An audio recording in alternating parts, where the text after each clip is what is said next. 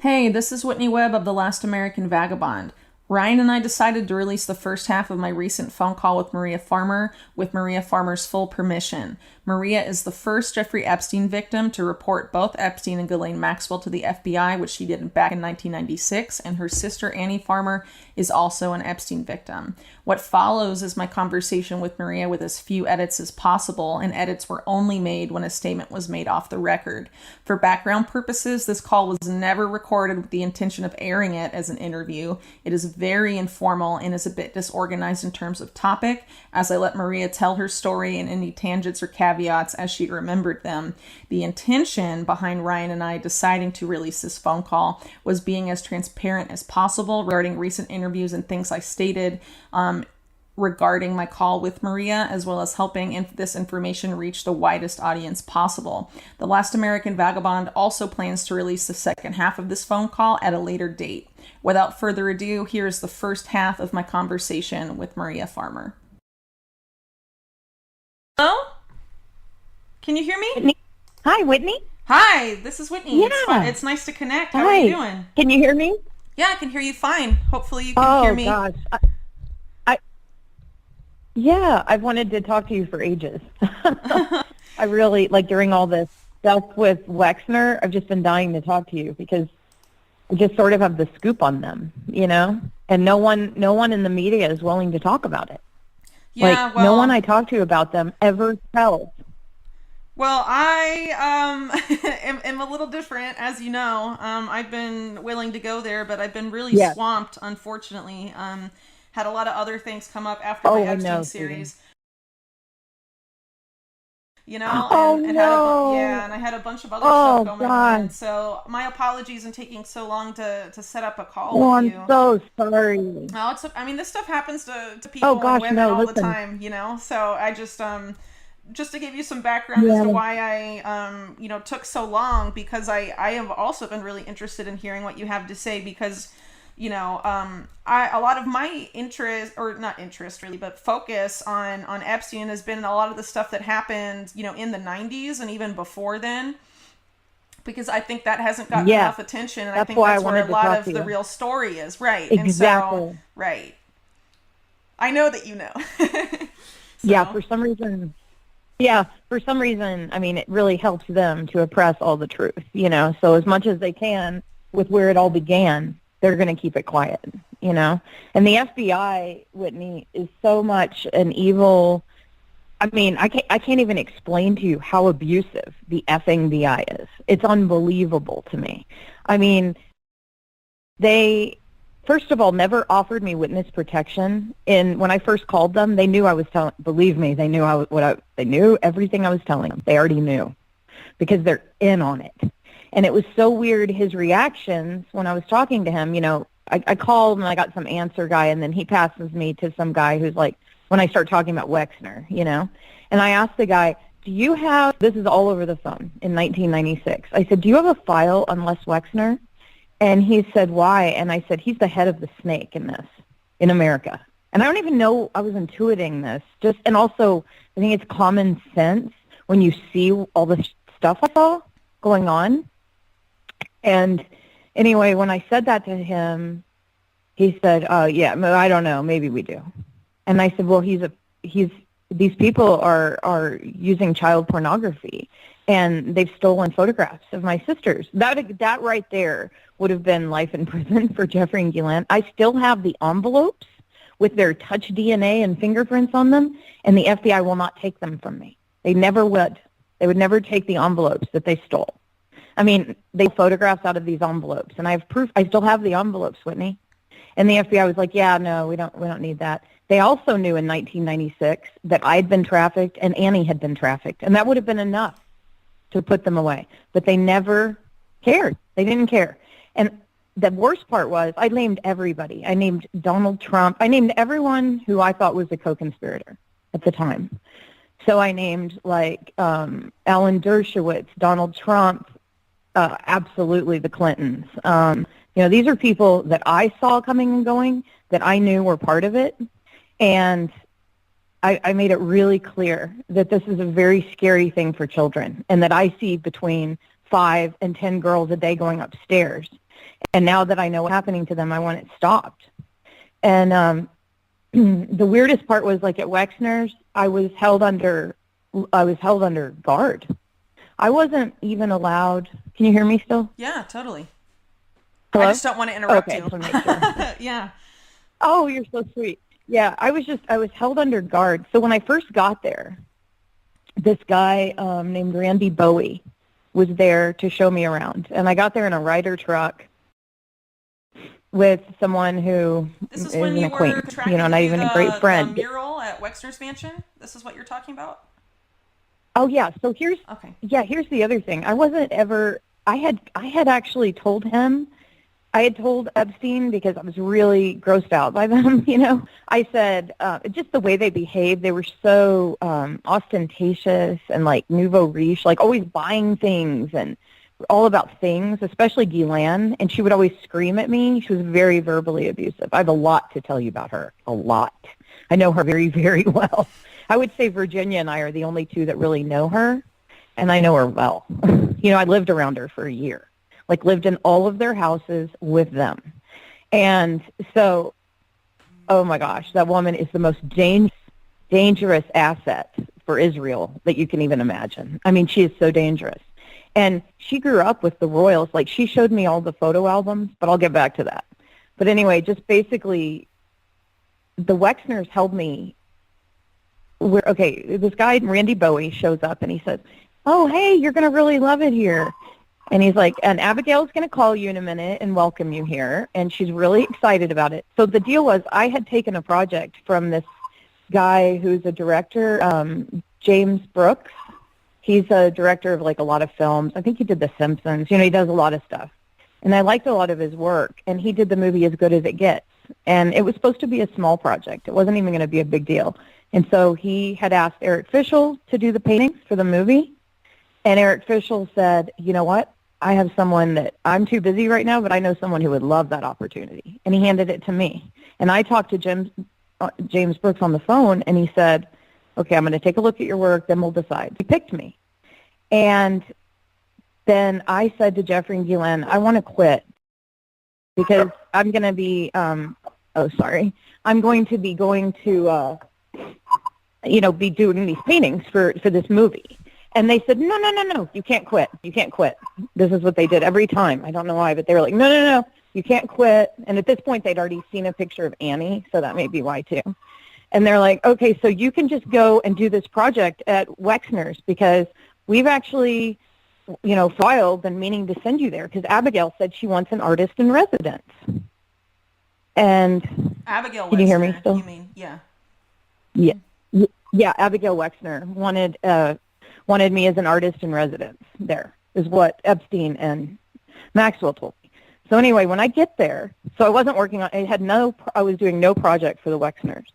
I didn't care about them, I wasn't impressed by them or anything, and I didn't even want to go there. I did not want to go to Ohio, but I did. I went to Ohio, and when I got there, he was saying to me, Randy was like, "Listen, you'll go inside and take a call from Abigail, but don't come outside again unless you call her and get her permission."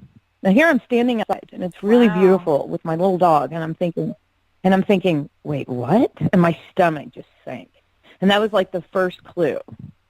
And so I talked to her, and she was very phony, creepy, but, very, like, over-the-top welcoming for, like, 20 minutes, congratulating me on the project, telling me. So when this woman says she's never heard of me, I want to slap her because not only has she heard of me, she kept me captive in that house.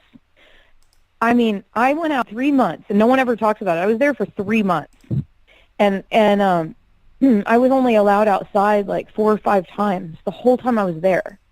And the other thing that the mainstream crappy lying media will never talk about, I guess because Wexner has such ownership of them, I think he's embarrassed of, like, the wealth or something, because the house I lived in that was the guest house was 26,000 square feet. And I lived there by myself. Wow, that's big. That was the guest house. His house, which was right behind it, and I can send you pictures. I mean, really close. Like, I have pictures of my brother on the back porch, and This was one of the times we were allowed out, and you can see their house very clearly from him, and you can see in an aerial view. It looks like a second set of arches. Anyway, it's the guest house, and it very much was owned by them, and they had 330 acres that surrounded it, so you can't leave the house. But they're trying to say, we don't have anything to do with that house she was living in. Anyway, whatever. So I guess allegedly they had handed it over to Jeffrey for like a year. You know, they were always doing these really creepy money laundering things with real estate. Yeah, I know. And I was going to do a whole series on that actually, because I think that's where the Bill Epstein-Trump relationship is from. All the, real estate and stuff in Manhattan that was going on there. It was being passed around to all these shady shell companies and stuff. Yeah. Yes. Absolutely. Yes. Oh my gosh. Yeah, it's so weird. So anyway, this house that I lived in, so while I'm there the whole time, I would call like 100 times before I would get anyone on the phone, and I'd have to ask, I really want to go outside today. And the other part, you're not going to believe this, I had been told that I would be able to eat at this country club and stay there. Go there and play tennis, and I don't really play tennis or anything, but I thought, I'll learn how to play tennis. I'm in Ohio, why not? And so I only got to go there twice and take a couple lessons. I don't know if you know about Claire Hazel. Do you know about her? No, it doesn't ring a bell. Okay, she's someone you really need to look into her, because she's a key co-conspirator that no one discusses. And Ghislaine got her married off to one of the what are they called? The Guinness family. So now she's Lady Claire. And you're not going to believe this, Whitney. You know the movie Eyes Wide Shut? It was filmed in Lady Claire's mansion, estate. Wow. It says Claire Hazel is dead. Remember, is that true? I didn't. Oh no, that's a different what? Person. No. It says obituary in Cincinnati, Ohio. No, that's not the same person then. No. This Claire Hazel is British, and Ghislaine brought her over. She procured girls from England, at least 2, and you can tell by the flight logs. But it's really weird because she was just a real creeper, and she was like asked to babysit me when I was in Ohio. But Jeffrey introduces her to me as his girlfriend, and he had already told me he was married to Ghislaine, and I'm like, wow, this is so confusing. I had no idea what's happening, and I think they tried out a lot of stories on me and realized they didn't really fly, so they changed their stories with other people. But one of them definitely was that they were married. And then, anyway, Claire was someone that was kept by Jeffrey, and she's gotten off just scot-free, with all the crap she did for him. She now lives in that mansion in England, and she's Lady Claire, and she's totally under the radar and protected by money. But that's what Glenn did, went to keep people quiet. Like, she got Sarah Kellen married up to that NASCAR driver.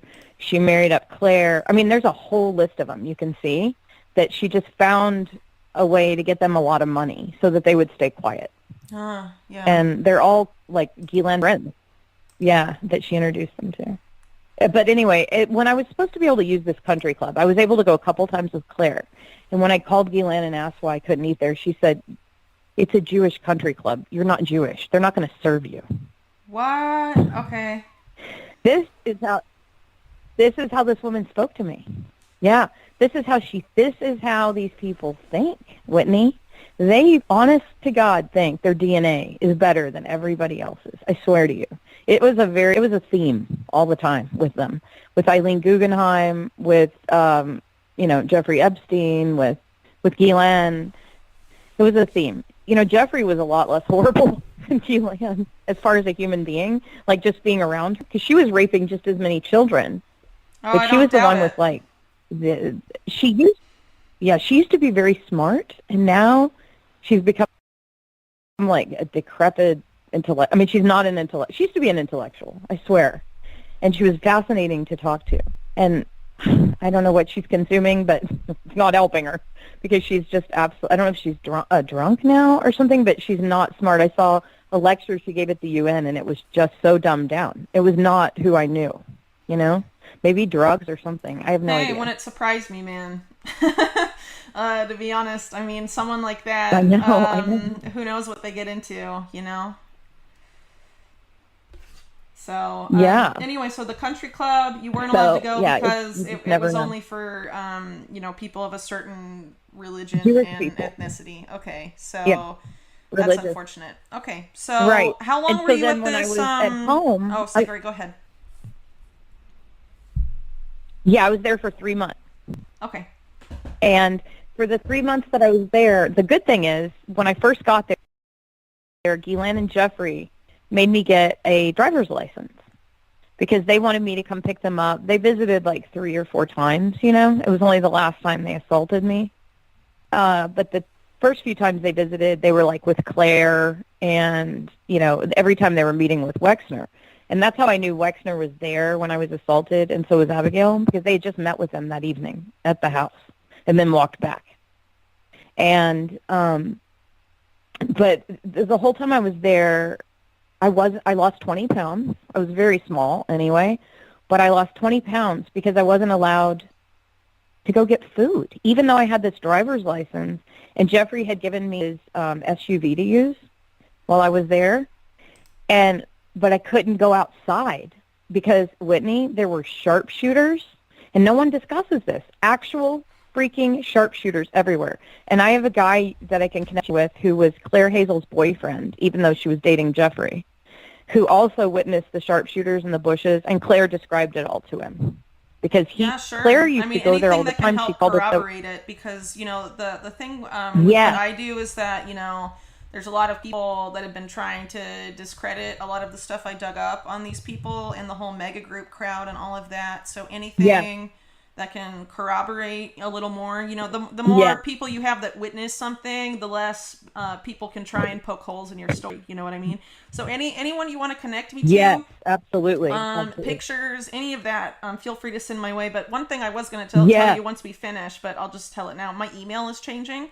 I'm not writing for sure. MidPress anymore, so Okay, I'll send you my email okay, here at the end, and just send on whatever okay, great. you're willing to share. Because I'm doing a book on this, so I have Yes, absolutely. tons of space and a lot of Oh, that's interest. wonderful. Yeah. So Yes, I definitely plan that's to wonderful. put as much info in there as I can, because I don't want to interrupt your That's story too wonderful, much, but Whitney. I wanted to talk to you about your reactions to this new ruling, and Yes, absolutely, I think absolutely. it's really Yeah, important and I can to. tell you the other stuff later. No, tell I it. do too. I'd love it if you I do tell it too. to me First of now. I all, have time, so don't worry about it yet. okay, okay, great. So whatever Well, you're already let telling me me just really about this, quickly so tell you just my go for it. reaction. Oh, okay, sure. Oh, okay, we'll go through this then. Okay, so Whatever is basically, easier for you. just basically, but anyway, yeah, but being at that house was the most dystopian, like, horror. I know it's me, so I'm very, very angry that they've gotten away with this, because this guy Randy Bowie is now Will Smith's bodyguard. Now, guess how I found this out? Jada Pinkett Smith wanted to interview me when all this broke, so she calls me, and it's her manager or whatever is talking to me, but she's there, and Jada Pinkett Smith is like, "Oh, tell us everything." And I'm like, "Well, the thing that happened that made me sick was this guy named Randy Bowie. We just found out his name was the one who held me against my will for 12 hours, bruised me up, and threatened my life, and I was convinced I was going to be dead." Did he And physically she hit you? said, "No, he held onto my arm, Ah. and I had bruises like you would not believe." Yeah. Oh, no, he physically restrained me.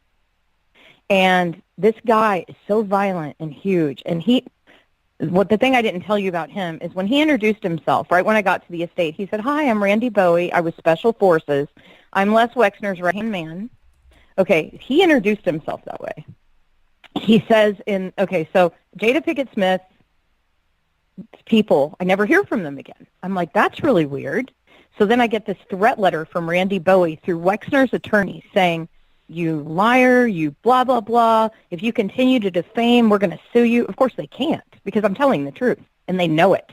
And I'm going to sue them to death if they ever make any public statement about me, which I just wish they would. Because I have all this medical stuff. I'm like, oh, I'd love to be able to pay for it, Yeah. But anyway, so Randy Bowie is such a scumbag, and in this letter, he's Will Smith's bodyguard, right? And he also protects like all these other like Hollywood elites, which really gives me the creeps that I almost interviewed with them, and they're part of the problem. And I didn't think they were part of the problem because I thought she fought with the Weinstein thing, remember? Yeah. But I guess it's all just a big scam, you know? I mean, they're all part. I guess if you're really successful in America, there's a reason why, you know, and I think you've participated in it, you know? And anyway, the weirdest part about being at Wexner's was I kept all my things, like my photographs and things, downstairs in this area that was below, like, the basement level. It wasn't the basement, because they had a basement. It was, like, below that, and there was a sauna in that room, like a huge sauna, and then they had, like, a vault, and then they had a door to an underground tunnel. And the only way I knew it was an underground tunnel was because their maid told me. I said, "What is this door?" Because I used to keep everything down there. And she said, "Oh, that's the tunnel that leads to the main house." I'm like, "Well, that's weird. Why would they do that?" And she said, "Oh, you don't know?" And I said, "No." And she said, "There's a giant 10,000 square foot floor that raises up when someone goes through that tunnel, and then they can enter the room secretly, go in, and then no one ever sees them. The floor raises up." She said, "It's 10,000 square feet." Now, this is just the maid telling me. And she cleans it, so she really had no reason to not tell me the truth, you know? And she'd been working there a long time, and I asked her, "Have you ever met Les Wexner?" And she said, "No, I've been working here about 20 years. Wow. She had never met him. I mean, here's the thing. I lived there for 3 months, and I never once saw him. I saw Abigail on her horses, go out to get her horses. You know, I could just see her and go out, but I never once saw him. And that's why I called him like the Wizard of Oz, because he was controlling everything, but no one ever saw the guy. I mean, like, nobody saw him except Randy Bowie was the only one who admitted to knowing him. But the other people that I would meet on the estate, they were like, "No, we've never met him. We've never seen him." And Claire Hazel's boyfriend, I asked him, and he said, "No, I never saw him. He saw Ghislaine calling Claire all the time, giving her orders." And then he also had, I'll let him tell you, but it was pretty interesting. He had some good insight. But anyway, basically, this downstairs where I would sauna and everything is where I kept the photographs. And the only way Ghislaine and Jeffrey knew that is they watched me on video all the time. So Also, one day I would go. And they were watching what you were doing. One day, oh, it was completely. Oh yeah, God. it was completely, it had the same pinhole cameras. Okay, so Wexner set up, just so you know, nobody talks about this, but Whitney, before that first house, before the house on 66 or 70-something, whatever, 71st Street, the house that Wexner gave to Jeffrey for $1, you know, it's like the mansion that he raped all the children in. Before that house, there was another one. Yeah, Wexner gave him that one, and that thing was incredible. That's where Annie actually met him. I brought her over there. But that house, that mansion then was later given to Ghislaine recently. She sold it to give it to, or the townhouse, whatever, and that's how she settled with Virginia. She sold that. And I know because I was testifying for Virginia. And yeah, but anyway, she was like, I mean, oh, my God, that woman. And she also had an apartment she took me to. And I walked in the first day, and it had one of my drawings on the wall. And I'm like, "What are you doing with my drawing?" It had been in my portfolio in my apartment in New York. And someone had gone in there and taken it out and framed it and hung it. She said, "Oh, I always liked that, so I took it." What? Wow. I'm like, "How did you take it? It was in my apartment." I'm like, "Forget it. Just forget it," you know? Yeah. And so then she shows me all this. Yes. So then she shows me all this stuff on the mantle, right? I could like, seriously, I have a photograph of that drawing. It is so weird that she had it. It's a torso of a male. It's like a Roman a drawing I did in red pencil. Anyway, so she takes me to the mantle. I'd never been in this apartment. It's on the Upper East Side. It was like probably 3,000 square feet. Really nice apartment. Like, I didn't have any friends that lived that well, you know, but it wasn't like, you know, showy like her other places. But she shows me on the mantle, and I'm like, oh, what's this? And she said, these are things my father took from the British Museum. And she's like, they're ancient relics. And I'm like, did she? I'm like, did she just say that? See, I could never repeat things to people because they think I was lying or something. And I'm like, what do you mean he took them? And she's like, he took them. He liked them. And she's like, this is an ancient Peruvian relic, you know, and she's showing me this stuff that was 22 karat gold that had been taken from graves, but out of the British Museum. I'm like, this is not good. And then she showed me all the royals. Like, she had about like 12 photo albums of growing up with the royals. Everyone thinks that they met at Oxford. No, they did not. Yeah, I'm lying about that. Yeah. She showed me pictures. Yeah. Well, Yeah. I talked about, I did an article where I brought up some scrubbed news reports talking about Ghislaine and Andrew way before they said they officially met. And I also heard from someone that Epstein was in London a lot in the 80s and that he had met Prince Andrew at some point during his time in London in the 80s. And he was apparently dating Ghislaine in the 80s, even though they claim they met in the early 90s and all this stuff. So I know they're all lying. So trying to figure out like, how much they knew. I mean, any of that information is really helpful. So Right. Yeah. Well, she also knew Fergie like a long, long time ago, because I saw pictures of her super young with Fergie before she was ever married to Prince Andrew. And I mean, it was weird. It's like somehow she knew a lot of these people. Now, she knew Prince Andrew when they were definitely like, I mean, she looked maybe 20 in some of these pictures, or maybe younger than that even, with Prince Andrew. And so I can date some of it by telling you that some of the photographs where they're all super young, they were making fun. I'm not kidding you. The pictures of Diana when she was just dating the prince, and Diana's in the corner crying in some of these pictures, and Ghislaine's like, look there, we made her cry. Isn't that funny? We hated Diana. That's what she said. And I was like, oh my God, that's horrible. Yeah, they were very mean to her, like abusive to her. And so, yeah, and they thought it was really funny. Wow, it's but anyway, my little dog just came out to sun. Yeah, very, very sick. Very sick. Yeah, the things that brought Ghislaine pleasure were really weird. But I'm going to jump to something my mom said I should tell you, because it's about Ghislaine, and I feel like it's important too. When they had, I had to go to Florida a few times, and I don't know why they would bring me. It was really weird. It's like they had to have people telling people what to do all the time around them. Not really Jeffrey, but Ghislaine. She needed servants around her all the time. So I guess she saw me as like a servant, Yeah. But she would also invite me to go shopping, and she didn't have friends, obviously, So they brought me to Florida, and on one of the first time I got there, they showed me all around the house, and there was this one room, there was something that I needed, and she said, oh, come with me, we'll go get it. And we went upstairs, and she showed me this room, and it was the weirdest thing I've ever seen in my life, Whitney.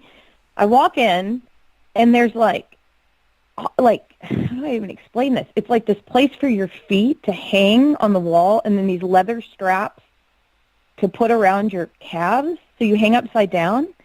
And then there were all these, devices everywhere. Okay, so I'm like, what is that? And I point to the wall, and she said, well, that's for yoga. I can hang upside down for 45 minutes like a bat. Keeps me really young. I was like, that's so weird. And I said, well, what's this thing in the middle of the room? She said, oh, that's a sex swing, honey. She goes, that's a sex swing. And I'm like, oh, I'm going to be sick, I thought, man, the British are weird, She's really like the first British woman I've ever known. Yeah, I'm pretty sure that's not representative of British people. But yeah, I can understand why you think that. It's not, no. Yeah, because she's just so eccentric and British, But anyway, so, yeah, no, they're not. But so the other weird thing about that house, which was very disturbing to me, thinking about children going in now that I think about it, because you think about this, when I was going to that house, those little girls they were in diapers, the ones that were raped in Florida.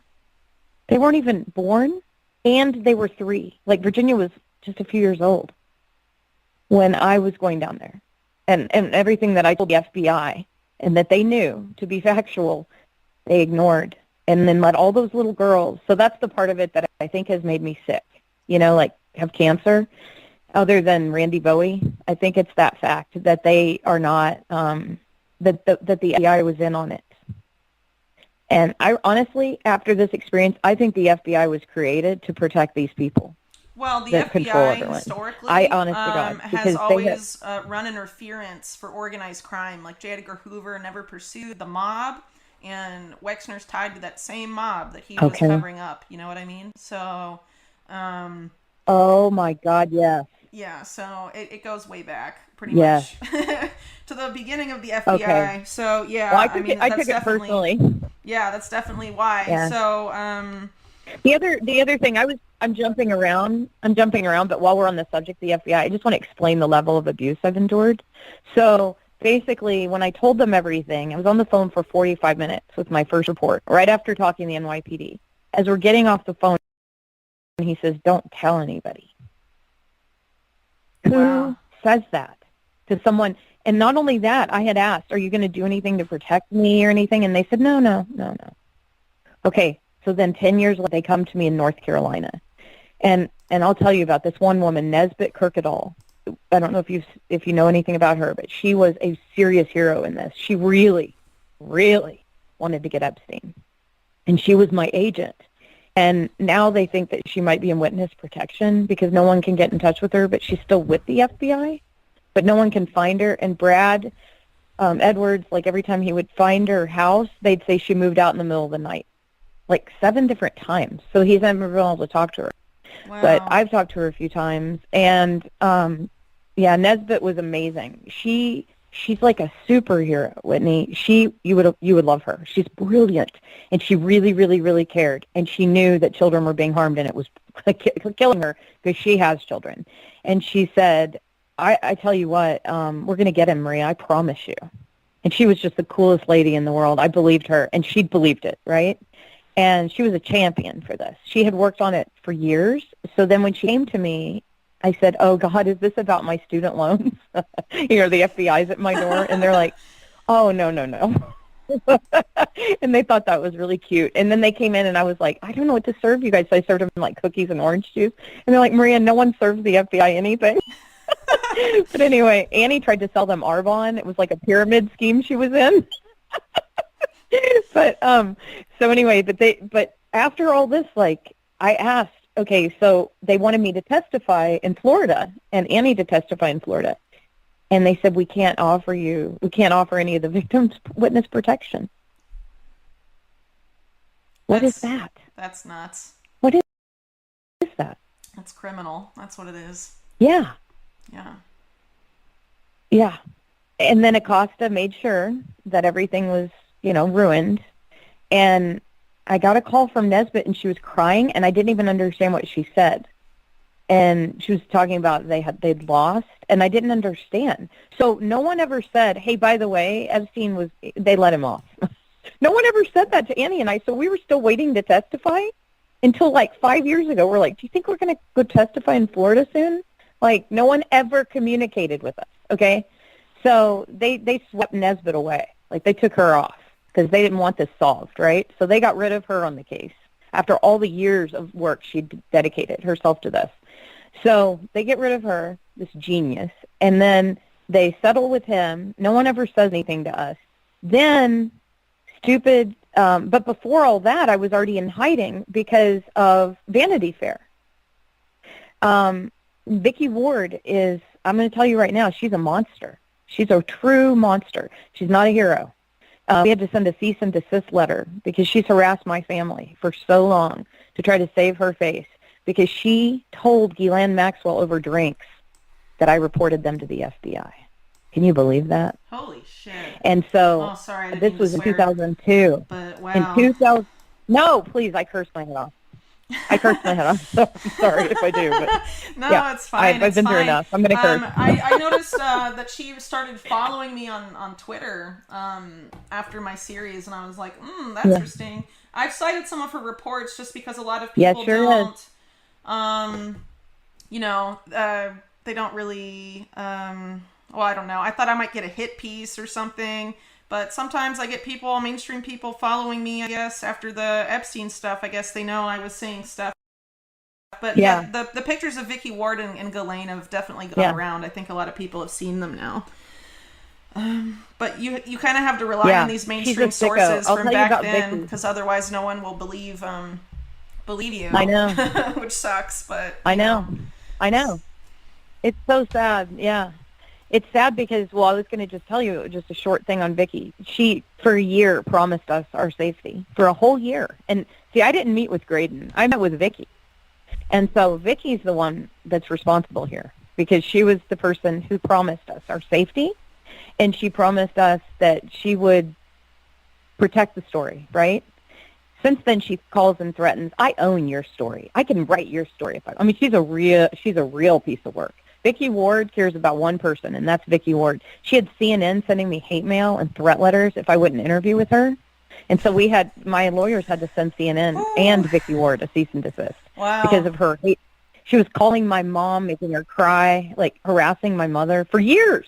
We're not talking for but it was only when it was in style Man, to I report on just it. can't believe So all the she things tried to that make herself, people and this like you have gone through. Oh my gosh, I just can't even imagine it's so living this. gross. It's so gross. It's Wow. so gross when people like Vicky Ward try to get accolades and they're really abusers. All I wanted to tell you about her, just because it's an important part of the story, is that my whole family interviewed with her, and it took us a year. Finally, my dad flies out. We all interview with her. We're sitting there, we give her the story, and then she calls and says, and I give her three sources. No one ever admits that. Three sources, but they weren't just sources. They were billionaires and a famous artist. So two billionaires who don't want to lose anything, right? Very selfish people. They're billionaires, but they're willing to vouch for me. And they said, no, we'll absolutely vouch for Maria Farmer and Eric Fischel. And they all vouched for me. In my story, they knew because I had called them from the estate of Les Wexner. But here's the problem with Vicky Ward. Vicky Ward, she goes up to my lawyer in court and says, I know it's awful what I've done to Maria, but, I'm a kept woman, and I need to live in a certain style, and my boyfriend keeps me in my clothes in Bergdorf's. My lawyer's about to throw up on her. He's like, what is this? What is she talking? Anyway, it ends up, she lived with Les Wexner's buddy, and I don't know what his name is, but he was Paula Zahn's wife, and he's a billionaire who was best friends with Les Wexner, and she lived with him for the last 20 years, and in absolute comfort and luxury while I was in hiding. So I'm like, Wow. I have a problem with her. Yeah, I But can't blame so you. she told the yeah, she told well, you'll see in this drawing that I did about them that I'm telling you and David Icke, seriously, the two of you inspired this drawing. And it's going to be on the Netflix documentary, and then Daily Beast is doing a report on it too, because it's just the coolest story. I don't know where it came from, Whitney. I don't know if it's because of radiation, but I was like, man, that's the best thing I've ever made. It is. It tells, I call it the diagram for the FBI, and it tells the whole story about these guys, and it's really powerful. So I'm going to send you that after we talk. Okay, awesome. Can you hear me? Yeah, I can. Yeah. Okay. Sorry, I'm going to go outside because my dog is wanting to be out here. That's okay. I understand. I have two dogs, Let me know if you so can't hear. I know how it is. Oh, you do? Yeah. Yeah. What was I gonna? Okay, I forgot what else I was telling you about them. There's so much. I Anyway, know there's just the so Vicky much. Ward thing. The only reason I was telling you is that she does. Yeah. It was just really weird because she considers herself an elite, Yeah, and I've noticed she makes that. it very clear. I've seen that a Like little I have a bit. friend. Yeah. Yeah. I mean, so Yeah. many of these She's big gross. She's not a journalists reporter. are in it But for the anyway, ego, and that's even true in independent media, to small alternative independent media yes, it outlets. is. I see it all the time, no matter the size of It's their so platform. true. Yeah, Yeah. it's a unfortunate profession. But really quick, well, in that sense, that it attracts a lot of people that are interested in their brand and Yeah. ego and not interested in the information. If it's okay with you, I'm going to send a message to my boss really quick, so I can leave open. Oh, yeah. I was supposed to turn in something today, but he knew that I was going to interview you, so I'm just going to tell him really quick, if you don't mind, God. that I'm just going to Okay. stay on with you for as long as you Oh, want to talk no. today, if that's okay. Oh, that's so nice. Thank you. So just give me a sec to write that off. If you want to keep talking, though, feel Sure, free. sure. Oh, okay. I'm good at talking. It's okay, me too. I was I'm meant pretty to do this chatty, thing. so I Seriously. understand. No worries. Yeah.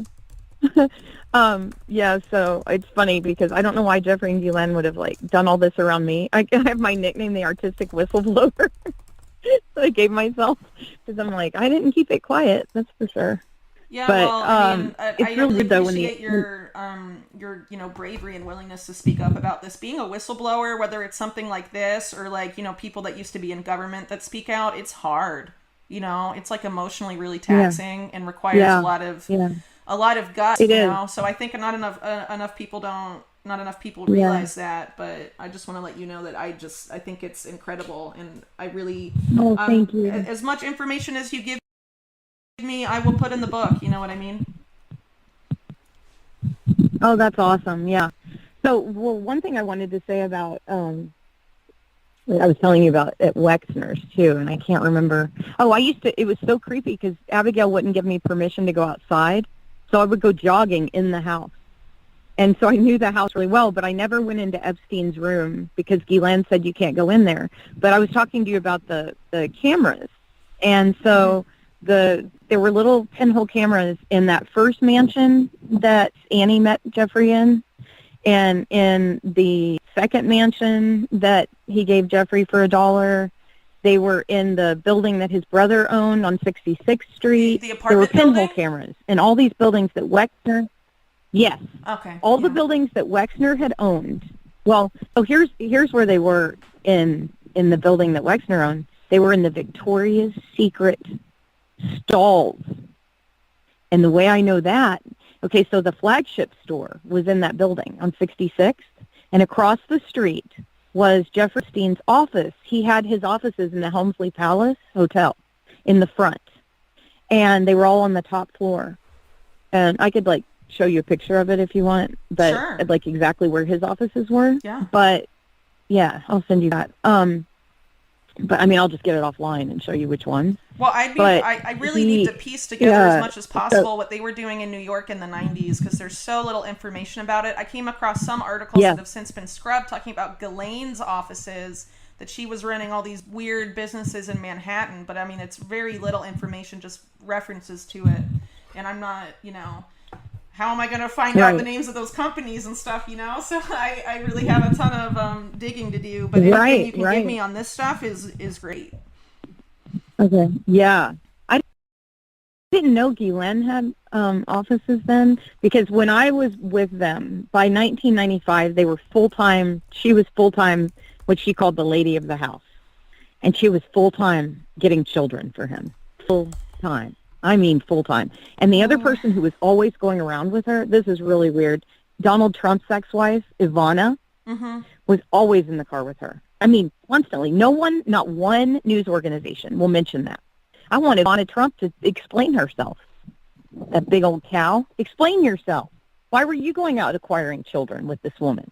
Because they'd come back and there'd be a pile of kids. So what's the plan? I mean, what's the deal here? Wow. And that woman is awful, that Ivana Trump. She was they would go, what would happen is she'd say, I'm going out with Ivana, and she would say, Maria, come along. And I would ride in the limo, and the driver knew what they were doing. He was this Hispanic guy. He knew very well what was happening. And I don't know his name, but we would go in the limo, and she'd be chatting with Ivana, and then she'd go, oh, wait, hold on, I see someone. And she'd run out and, talk to a child and exchange information with them, and then come back, and then that child would be, the next day at the house. Wow. And I would say, what are you doing? She said, I'm scouting for Victoria's Secret models. And these were like kids who'd just gotten out of class, so they had their uniforms on. How old always. were they, would you say? I mean, it was very rare that they, 12, 13, Right, okay. 14 maybe at the oldest. Yeah. Like Brace's age, Yeah. you know? Mm-hmm. And I would say to her, like, why are Victoria's Secret? I asked her about 10 times because I have OCD. And if I don't understand something, I'll just keep asking it. And so I would say to her, why are their children modeling for Victoria's Secret? They don't even have breasts, you know? And she's like, oh, no, we need nubiles for Victoria's Secret. We need that was the word she used constantly, nubile. And I admit that I didn't know what it was, so I looked it up, and I was like, that's kind of gross. Like, why do they have to just have started their period to model, you know? Mm-hmm. Anyway, really disturbing. Yeah. Whitney, I've got to tell you something. This is why I've been dying to tell you. There are only 30 women that have come forward. 30. Whitney, I saw I'm not kidding, I'm very disturbed by this part. I saw at least 5 girls come in that house a day. I mean, on a really slow day, there would be 3 little girls. I know it was really high, the actual amount. Oh, Whitney, it's in the thousands. Where are they? Are they dead? I mean, these children have to be dead because here's the thing, like Brad was like, well, what if they become drug addicts? What? You think some of them were killed? I think that they had to be, because here's the thing, Whitney. Brad said he knows of 500 just in Florida. Like, we can't find them. Where are they? And the thing is, like, oh, this kid's making that his loud machine out there. Come inside for a second, Brady. Anyway, all I was going to say is that these children were between, thousands. I was there a year, and I saw thousands of little girls, it was so exhausting, Whitney. They were in his offices. There were just constantly little girls there, constantly. And I remember one of the reasons I quit, I said, I am tired of dealing with the number of people coming and going. You know, I'm just tired of, and that sounds horrible now, but I didn't understand what was happening entirely. I just knew it was weird. And I certainly didn't know it was pedophilia. I mean, and the other thing is, Gilan had said one day in Florida, when I was in Florida, she said, we have to go on a jog for a while. And I said, why? And she said, well, Jeffrey needs 3 massages. So while I was in Florida, there were 3 little girls being assaulted. And now I look back on that, I'm so creeped out. I didn't know. But I knew that they abused their maids from the Philippines. That was another reason I quit. Because one day I went to take a nap upstairs in the 66, or in the mansion on 71st. And, I worked the door, like signing people in, and there was no one coming in that day. And so I went and took a nap. And they were the sweetest ladies from the Philippines ever. And they came in, and they were like kind of tucking me in. And one of them whispered, I said, how long have you worked here? And she said, we were stolen. I'm like, what does that mean? They were stolen. They were trafficked. And they had women from the Philippines in Florida and in New York and in the house on in the ranch. And no one ever cares. Like, I mentioned this, and everybody goes, yeah, well, they traffic people out of the Philippines and Thailand as servants. It's like so sick. Yeah, wow. Well, that's where Virginia escaped, right? Going to Thailand to try and pick up some girls there for these guys, right? Mm-hmm. Stolen. Yeah. That is they sent sad. Annie there on an actual program. Yeah, we were stolen. Oh my God. No wonder I can't believe I only have 2 kinds of cancer. I mean, seriously, the things I've heard. But the worst part of it all was just being at Wexner's. And for me, the very worst part was when, after I was assaulted, I called a bunch of people. I called everyone I knew. I called Eileen Guggenheim. She was the dean of students of my graduate school. And I told her what happened. And I said, I think Annie might be dead. This is horrible. I thought my sister had been murdered. And she said, well, you must have done something wrong. What? Oh my gosh. That's what Eileen Guggenheim, I hope you make that quote in your book. She said, well, you must have really done something wrong. That woman hung up on me after that. And the only time I saw her after that was, so I'd just gotten out of graduate school, the dean. She's still the president of the board. The year before that, Eileen Guggenheim called me and said, hey, Maria, I need you to move to London. I was visiting my family at home in Arizona. She goes, I need you to move to London and go to live with Cy Twombly. You're going to be his lover. So he's going to call you right now. And I didn't even get a word out. I had a boyfriend, Whitney. I'm like, what is going on? And I'm not like a loose person, Yeah. It's so strange. So this man calls me. He's dead now, but he calls me from London, this weirdo, and he's like, so Eileen Guggenheim told me that you would be willing to come here and you'll be my life partner. And I'm like, no, I will not. I hung up on the man. He's like he's a very famous artist. I don't know. I'd never heard of him. But I looked him up afterwards, and I was like, God, that is the creepiest thing I've ever heard. She's a pimp. She tried to pimp me to a man named David Schaefer. She tried to pimp me to, have you heard of John Paulson, JP? John Paulson, he's a billionaire. Sounds familiar. He created the financial crisis yeah. Yeah, he was the 2008, he's the only one who benefited. He and Alan Greenspan are buddies, But JP was a good friend of mine, and I met him through Eileen because she tried to push him on me, but instead he helped me start a company, and he was actually very honorable. But then I found out he created the financial crisis. I'm like, oh, crap, he's not that great. But that was like my one nice acquaintance at the academy. But she tried to pimp me to all these people while I was a student. So here's the thing. There's a guy and I'm only telling you this very quickly because it's so disturbing. She sent me, there was a Halloween party the first night at the New York Academy, first year I was there. And she said, hey, will you go across the street and get Christian Vincent? He's an artist that lives across the street. And I'm like, okay. She said, we can't reach him. Go over there and get him. And we had been to his apartment before because Eileen had taken me there to see his art. So I ring the doorbell, and he was waiting for me. And he tried to rape me, Whitney. He shoved me onto the sofa and suffocated my face with his mouth. And he had like 17 locks on his door. And luckily he got a call, and I disassembled some of these locks. Anyway, I told official all about this the next day. And they fired the woman who sent me over there. But Eileen was never held accountable. She's just unscathed by all of it. And the reason I worked for Jeffrey Epstein at all was because Eileen's sister is married to Bert Fields, I had worked for Eileen's sister, and she was abusing me. Like literally abusing me, Whitney. It sounds so embarrassing that I put up with this, but I needed money so badly. And it was my first week out of grad school. And Eileen said, my sister needs help moving. So I went there and I did all of her, like cleaning her toilets, packing her things, moving, while she laid around on the phone complaining about her millions, literally. Like, Bert only made $4 million this year. We're going to starve. And I'm lying there, sitting there cleaning. And then she flipped out on me because I went to go get some watermelon from the deli, and I was eating it in an empty room. And Bert walked in when she was verbally assaulting me, like I've never, other than Guylaine, I've never been spoken to like that. Like blood-curdling screaming. And so Bert walked me out, and he said, you don't need to deal with that bitch. That was his wife.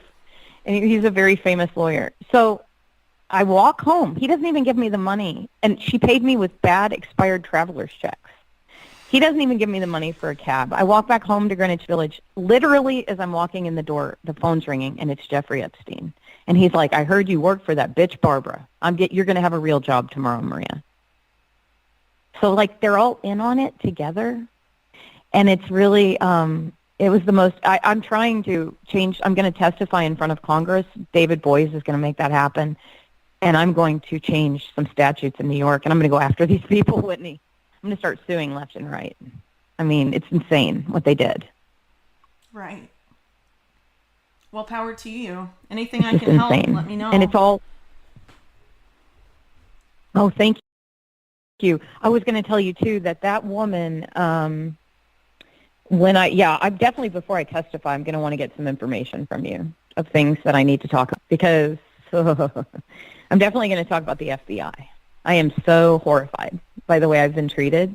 But the worst part about the FBI is that recently I was almost assaulted in Kentucky because this woman said something about the Epstein thing, and another girl said that's the woman who's claiming it happened. It was really weird. It was in a doctor's office, and I had to run out. And the people, this is in this really backward area, right? And people are so ignorant. And I don't know if they thought like that I didn't tell early enough or something about the children. But anyway, they were like, this has happened to me where people get really mad at me. They're like, you were there a whole year. Why didn't you say something? What they don't realize is I'm the only person who ever reported them, ever. Yeah, you were the first and one. I didn't just go like there's a girl who doesn't wear her pants who like in LA who says she reported them. She tried to do a sting with Epstein to get some money. And she's convoluting the whole thing, and it really bothers me because she's like my age, and she's totally disgusting individual who changes her story constantly. And I know one thing: when you've experienced trauma, your story doesn't change. You remember it very well. I mean, I did an illustration of my story, you know. But anyway, this girl, I can't even remember her name right now, but ABC had her on the week after I was on, and she told my story. She's like, if the FBI had only listened to me. She never went to the FBI. And I know that for a fact because I asked them, has anyone else reported Epstein? And Nesbitt said, no one, Maria. That's why you're so important. You're it. You're it. And Berman, who's in charge of the Southern District, is the most ominous character. He is so awful. I don't even have words. Why do you think he that I had know a lot of stuff. Epstein rearrested and he knew last that I had year? Do you have any insight into why the timing of that arrest last year? Well, yeah, I do. I do have that. I have the perfect explanation for that. The NYPD, SVU, cold case was arresting him. And they came here 2 weeks before he was arrested to interview me, to get it solidified. So I knew he was going to be arrested. And Annie knew, but no one else in the world knew. Yep. And we weren't sure they would find him. But, yeah, they went for the arrest. And so the FBI took it over out of, they had to take it over. And it was Detective Phelan who was pushing for this. Phalen. He's oh my God, he's like a freaking superhero. Let me tell you, NYPD is amazing. Those guys, they're the real deal. And this Detective Phelan, they don't let a lot slip. And yeah, he was the one who pushed for the arrest. They weren't going to let it lie any longer. And then of course the FBI goes in, sweeps in, and takes the credit. But it was NYPD doing all the work. Wow. Yep. But do you know? And they don't get any credit ever. It's so gross. You think they were interested in arresting him last year because they just wanted to take him down after several years? Do you think there was any other motive behind that? Because I know that Deutsche Bank kept accounts open with him right up before, maybe just 2 weeks before the arrest, and I thought that was kind of odd. Right. And that there might be some other thing going on. Very odd. Mm-hmm. Well, here's what happened. The thing that happened is the statute changed. And as soon as the statutes changed, they had, all these children that had tested, had explained what had happened, and they had gone to NYPD, and they had gone to, or NYPD had found them and interviewed them. It happened. And so anyway, because as soon as those statutes changed, that's when I filed my affidavit, because I was helping Virginia to back her up, because all these scumbags are saying she's lying, and she's not lying. She's telling the truth. And so I needed to back her up. And so David Boyce called and said the statutes have changed. Now's the time. Because I had met with David 3 years before in Florida, and we were talking about when we were going to bring this public, So this has been in the works for a while. But he said, now we can do it because the statutes have changed and we can go after him. And so that's why I filed my affidavit. And because of that affidavit and because of my initial report, NYPD came here to solidify everything before the arrest. Yeah. And they, I guess, they had talked to all the women. They had talked to all the women who are now women, but they were children at the time.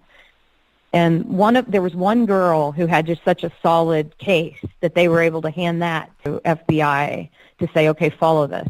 But, the FBI has done nothing with it. And I can tell you right now, 100%, Whitney, I knew that man. I knew that man. I knew that man. He would have never in a trillion years taken his own life. And I also know he was an asset. And he's the kind of person, what Epstein said this to me one time.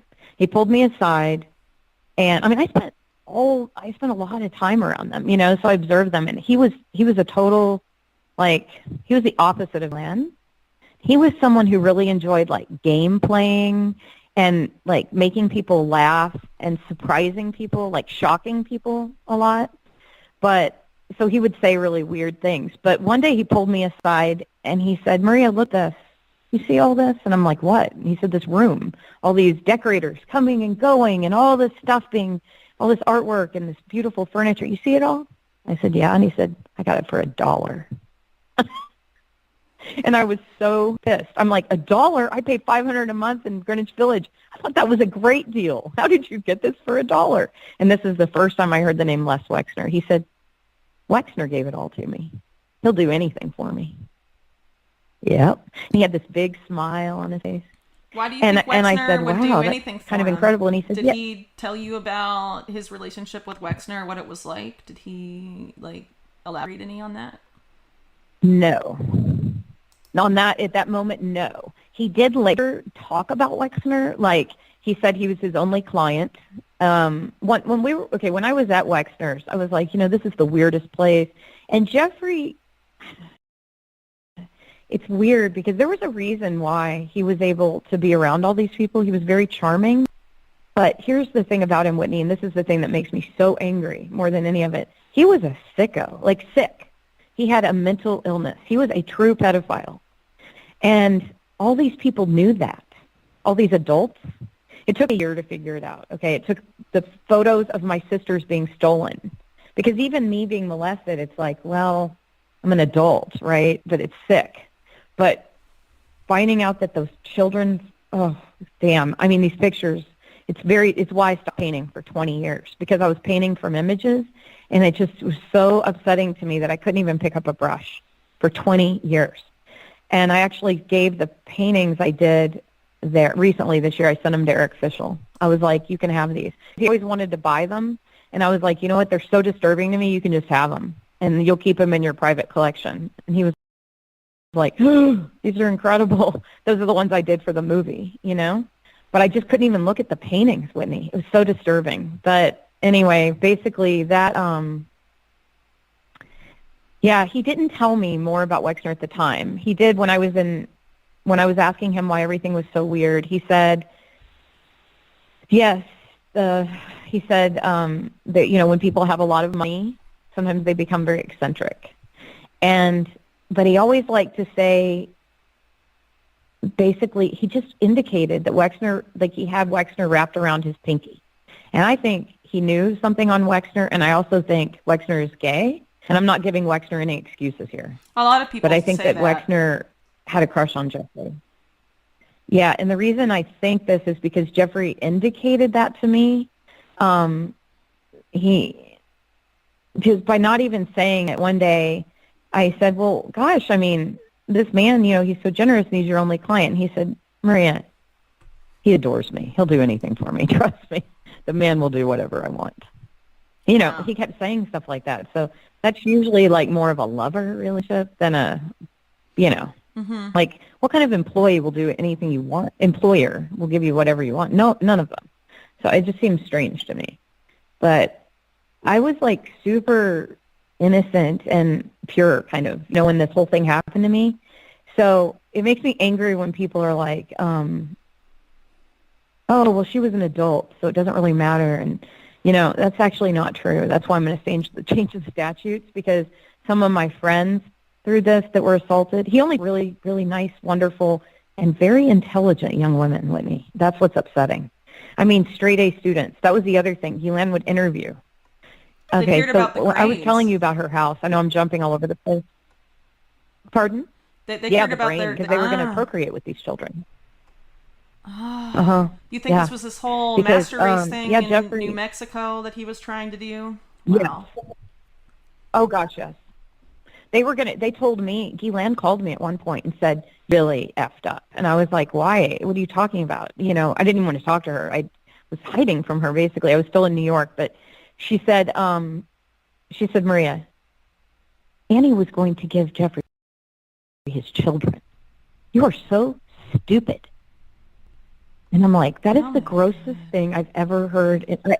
My sister was 16 at the time when she's saying this to me. That's the grossest thing I've ever heard in my life. Yeah. And she would call me, and I would change my number, and then she'd call me again. My sister, you know? Oh, man. Oh. Yeah, isn't it sickening? Yeah. Yeah. It's really gross. We're lucky because they were just grooming her still, you know? We're lucky. We got out. And we're not unscathed, but we're lucky because the plan for me they were definitely going to kill, Randy Bowie was ordered to kill me. And I know that for a fact. I know it because of when he came to get me, the look in his eyes, I've never seen a man look, I've never seen that look before. Oh my God. And he was so furious. And he said, you have really screwed up and you are never leaving. And I said, what are you talking about? Like, you know, here we are in America. And the worst part was, Whitney, I had just called 911 and they hung up on me. And I called again and the girl said, listen, the sheriff is at the gate. You're not getting out of there. And she hung up on me. Oh my gosh. That's 911. That's the New Albany Sheriff's Department. He owns the whole sheriff's department. They work at his gate in the off hours. So the other thing is there were Dobermans. So I did get to see the Dobermans. And no one's going to tell me they aren't Dobermans. I know dogs. I'm a dog person. One day I went outside and without asking first, and a pack of Dobermans came towards the door, like flying. I got inside. I had a Yorkshire Terrier, and they would have eaten me alive. And I'm not afraid of dogs at all, but these dogs are trained to kill. And so I didn't go back outside for like a month. And I had my little brothers there, so they had to play inside with me. They were just little bitty. And I just babysat them every summer, so they were there with me. And, they just sat inside and ate candy and watched movies. There was nothing to do, you know. And we weren't allowed outside. It's just the weirdest thing I've ever heard of. And I get mad. I get, like, jealous of people like Claire that she was allowed outside. And she was allowed to come and go. And even Virginia was allowed to come and go. And I'm like, why was I kidnapped and not allowed to come and go? Like, I'm jealous of the people who had freedom within their kidnapping. It's so sad. It's so gross. But, it was the thing that happened at Wexner's was so abusive. It definitely, I could feel my brain chemistry change when Randy Bowie, I'm not kidding you, like when that doctor last year said, you have a brain tumor. I said, how long do you think it's been growing? And he said, over 20 years. And I knew when it started. I knew it was when Randy Bowie threatened my life. Because, when you feel everything like drained to your feet, this was beyond that. It was like this weird feeling of, oh my God, I'm dying now. And he assured me several times that I was never leaving the estate. And the only reason I got to leave is I literally called from that estate. I called every person I've ever met, ever, and screamed that I was going to be murdered on that estate. And I did something that I had seen on Oprah where she said, don't ever let them take you to the second location. That's where they're going to kill you. And so I stayed with my arms wrapped around the posts of that freaking house for 12 hours. I would not let that guy take me. And I mean, I kicked and screamed and I made a scene. And he would pace around the truck because I have a truck there, and he would just pace and pace and pace and pace. And he's like he's a very dangerous man. Oh my gosh. Very dangerous. And when he sent the threat letter to me about speaking about this, he said, if I ever speak about it again, I'll be sued. And of course, I've spoken about it to every news organization. And they check, and then they never, ever report on it, right? But he knows I'm speaking about it. So he's taken all of his information offline. But his excuse was, my client, Randy Bowie, couldn't have done this. We'd like to know the day and the moment your client claims this. It couldn't have happened. He now has a wife and child. Wait, what? How's that an argument? Am I missing something? Wow. So after what you went through, do you think... So he's Jada Pinkett Smith and Will Smith. bodyguard now, you said. But something I want Go to ahead. ask you really quick. Yeah. If that happened to you, and let's say you had been, what if that house had not had a phone? Does that make you think that this has happened Right. to other women, to other girls that were Yeah, there? absolutely. Yes, yes, yes, absolutely. You better believe it. Yes, absolutely. And I really wish you could talk to Virginia at some point. I've tried to reach out to her because I she can't say follows me on anything Twitter, more. but I don't have her email. So if you would be willing to Okay, connect us, I'm I going to would. connect you two. I'm going to connect you. Yeah. Oh, you better believe it. There's another kid, just to help him out. There's this kid, Bobby Capucci, that's like not benefiting at all from this. And I just wanted you to follow him or help him get some follows because he's like really dedicated. I'll tell you the story. His girlfriend had really severe cancer last year, and she was so bothered by this. She had stage 4 breast cancer. She had to get a like everything done. She had a double mastectomy. She had chemo, radiation, and she was following this case, what was happening. And he was working really hard, supporting getting her through the cancer. And she said, I want you to promise me something, Bobby. When I get through this, I'm going to survive. You're going to support these women. I mean, these are like kind of superheroes, this couple. They live in Nevada, and they're super young. And he said, okay, I'll do it. And he started researching it. He had been like in finance, right? And he was a sportscaster. And he's like, all right, I'll do it. And so then because got such a great voice and he's so energetic. And so he's been doing this now for like 8 months, I think. Twice a day he's doing these podcasts. And it really calls out like Wexner, and he's going to do one on Randy, but he calls out everybody constantly. So anyway, I hooked Virginia up with him, and so she's been able to give him a lot of information, which has been really great because we can filter it to people. We just aren't allowed to say it, We're not allowed to talk. But, yeah, I would love for you to talk to her because she experienced the abuse side more. And I experienced, like, the clerical kind of weird, like, observing side, more. Mm-hmm. Right. If that makes any sense. So, Yeah. so how do I fight what your information you're telling me then? I can't connect it to you. I can just say, I mean, what Oh, no, you can connect everything to me. Okay. Oh, absolutely. Absolutely. Yeah. Okay. Yeah. I just wanted to have that clear. I just meant I don't I'm not know going to go on and publicly. You don't want to be the person putting the I just don't want to have my own podcast or something. Yeah, I got you. Okay. Yeah. No, that makes Yeah. sense. Some people, Yeah. because of First legal of all, reasons, no one aren't will believe technically me. allowed to talk to reporters. You know what I mean? So I wanted to make sure that wasn't the case Yeah. here. Mm-hmm. Right. Right. No, thank you for that. No, I'm allowed to talk. Yep.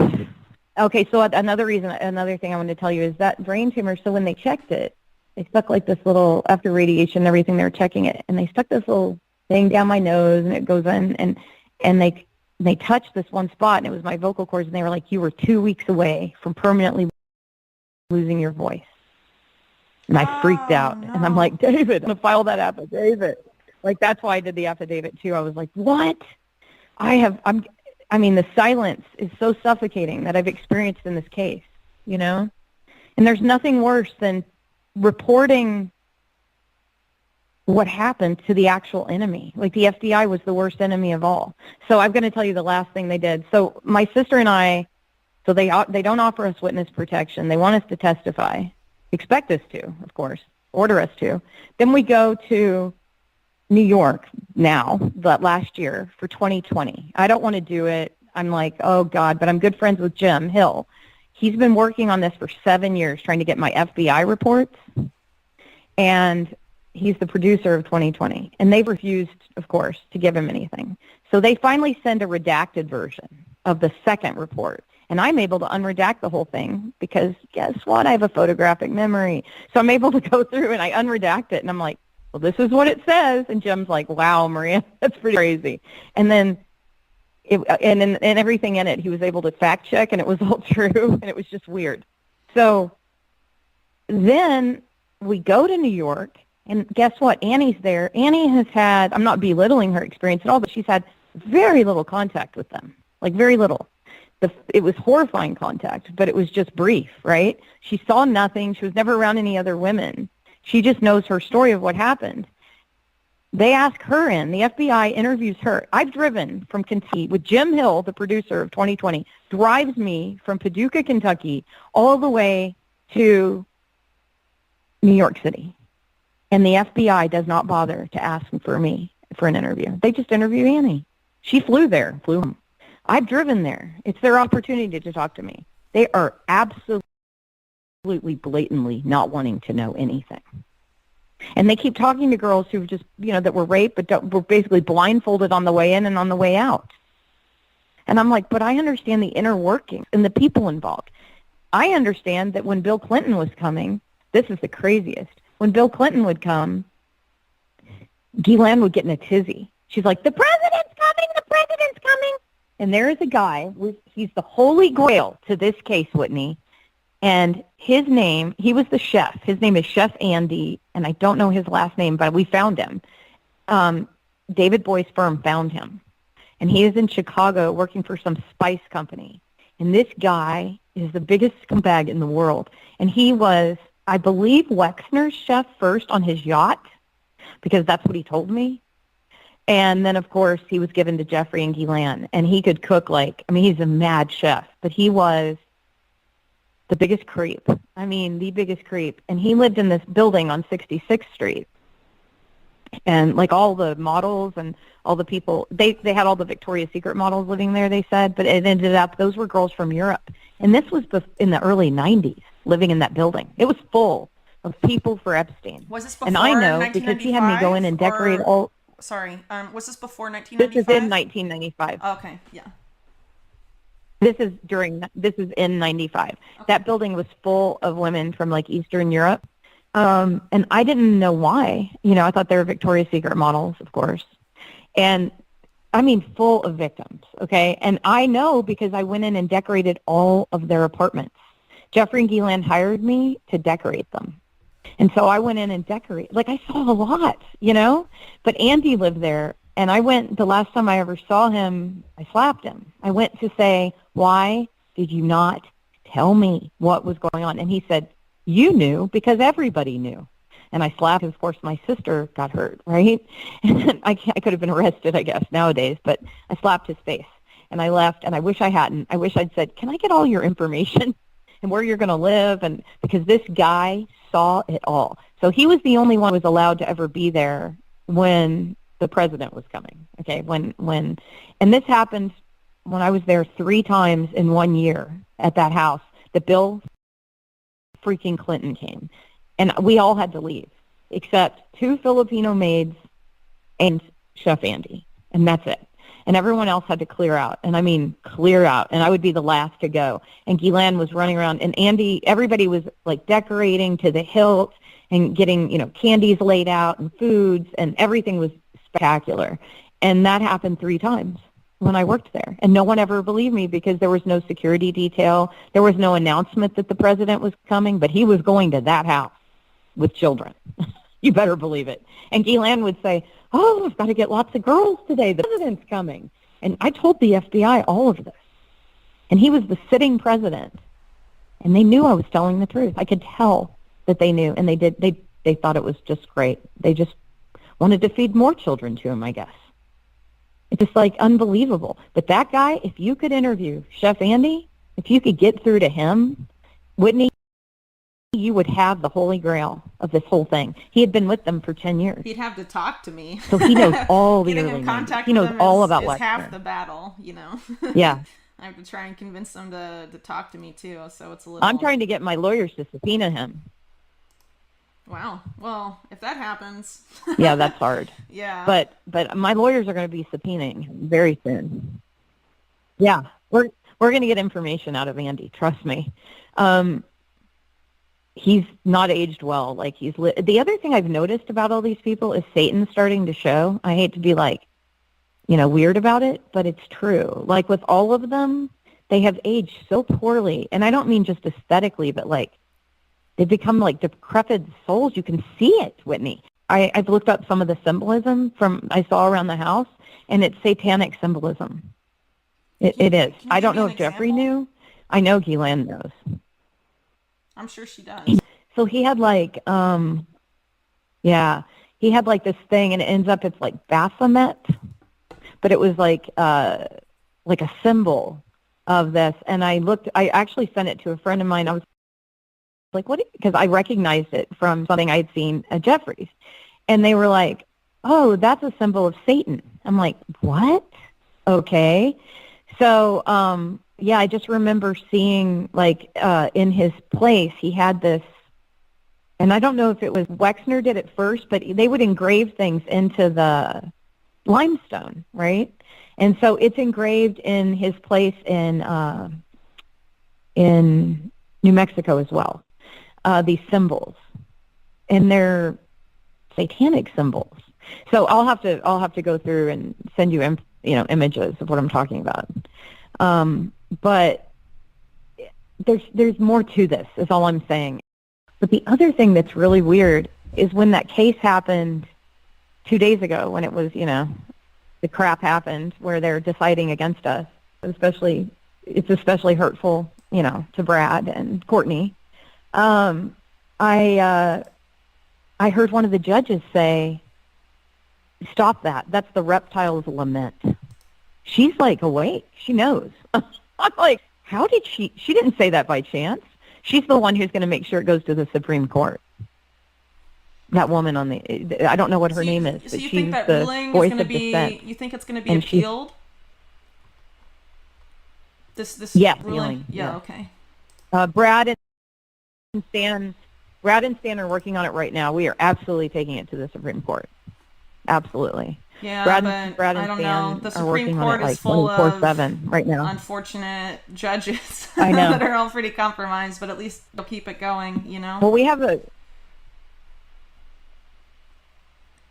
Wait, I didn't hear that part. Oh, no, but at least you'll keep the case going until Wait, it cut out there. a second. Oh, sorry. I can switch to Wi-Fi really quick. I'm on my phone. Sometimes the signal isn't as good. Okay. If you just want to, can you hear me now, or is it still bad? Oh, no, that's okay. I don't want you to spend money on Wi-Fi. I was just No, it's fine. Yeah, it's expensive. It's not. Yeah, a big I can deal. hear you. I've heard you the whole time. It just cut out. It just cut out for the Supreme Court part, and I wanted to hear what you said. Oh, no, I just said, I'm glad that you'll be keeping the case going, because the way it sounded when it was reported made it sound like it couldn't be appealed, I guess. But anyway, it's good to know that's right. I know, but it will be appealed. Yeah, they're repealing it right now, and Courtney is such a superhero. I mean, this girl she's again brilliant, and here's what kills me about all of us is like, I had just earned my master's degree. I was on this great trajectory. I was studying with Chuck Close and Eric Fischel. I was not a normal artist. Like, I was really selling my work out of my studio for $20,000 a pop, and I was making a lot of money, and I was going to do really well. And then these people sideline me and say, well, you have to have money, though, every day. And, and they knew that I was successful, and they destroyed me on purpose. Whitney, they destroyed all of us on purpose. Jeffrey would have kept me just like as a court painter slave, I think, but Ghislaine would have definitely just had me off, and I just knew it. I mean, and if they were going to kill me so easily, and I was an adult, how easily do they kill children? That's always been my thing. Like, how many children has Randy Bowie murdered? I'll guarantee you that guy with his giant hands could strangle children very easily and have no moral compunction about it. This guy has no morals. And I know that's not factual morals or whatever, but I'm telling you, when you're around these people, there is something completely off and different about this one group, to the point where I was actually glad I was in hiding in obscure hillbilly towns. Like, I've had to live in horrible places full of ignorant hillbillies, and it was a relief because they weren't elites, Yeah. It was just, and for a long time, I had a hard time with, like, all Jewish people. I'm going to be honest with you. For a long time, I was like, I think it's all the Jews. Like, I don't know, because my sister's like, Maria, it's just the ones you met. It's these people. It's just unfortunate that all the Jewish people I met also happen to be pedophiles that run the world economy, So it gives you, like, a bad taste in your mouth. But David Icke has kind of helped me with that. I kind of understand it better now, but I'm like, oh, that was hard. They did a number on all of us. We've all had a hard time with, like, a lot of it because of the abuse, you know? So it's hard to not then go, all these people are like this, when it's not true. Not all of them. Just a huge chunk of elites are like this. I guess all of the elites. I don't know. But I know that they're all in on it together, and I know that they all knew, Whitney. And the other thing that's really weird about, you know, Eileen Guggenheim, last time I saw her, I was leaving her. I went to go see her daughter because I raised her freaking daughter and lived in their house as an au pair. And this woman had so little respect for me after I treated her daughter so well. And so anyway, I go to, you know, ask me why my sister was murdered, that she must have done something wrong. What did I do wrong? And I remember, anyway, going to see Isabel Guggenheim that day. And by the way, they're not real Guggenheims. That was a name that they usurped to make themselves big in the art world. But they're just any old Guggenheim out of the phone book. They're not the art family. But they use that to make it seem like they are so that they can get all these connections. So the whole thing is a scam. So she scammed her way through life, this woman. And I go to leave after seeing Isabel. We've had a nice little visit. She had just gotten into Princeton, and I was like really proud of her, right? Or no, she'd just gotten into high school. That's what it was. And I was really proud of her because she got into a great high school. And I'm leaving, and I see this shiny thing on the counter. And for some reason, I walk over to look at it. And it's a gilded invitation from Ghislaine Maxwell, and it's for Eileen to the royal family for some benefit function in England. And I looked at her, and I said, "Are you kidding me?" And she said, "No, I'm not kidding you." And I left, and I never spoke to her again.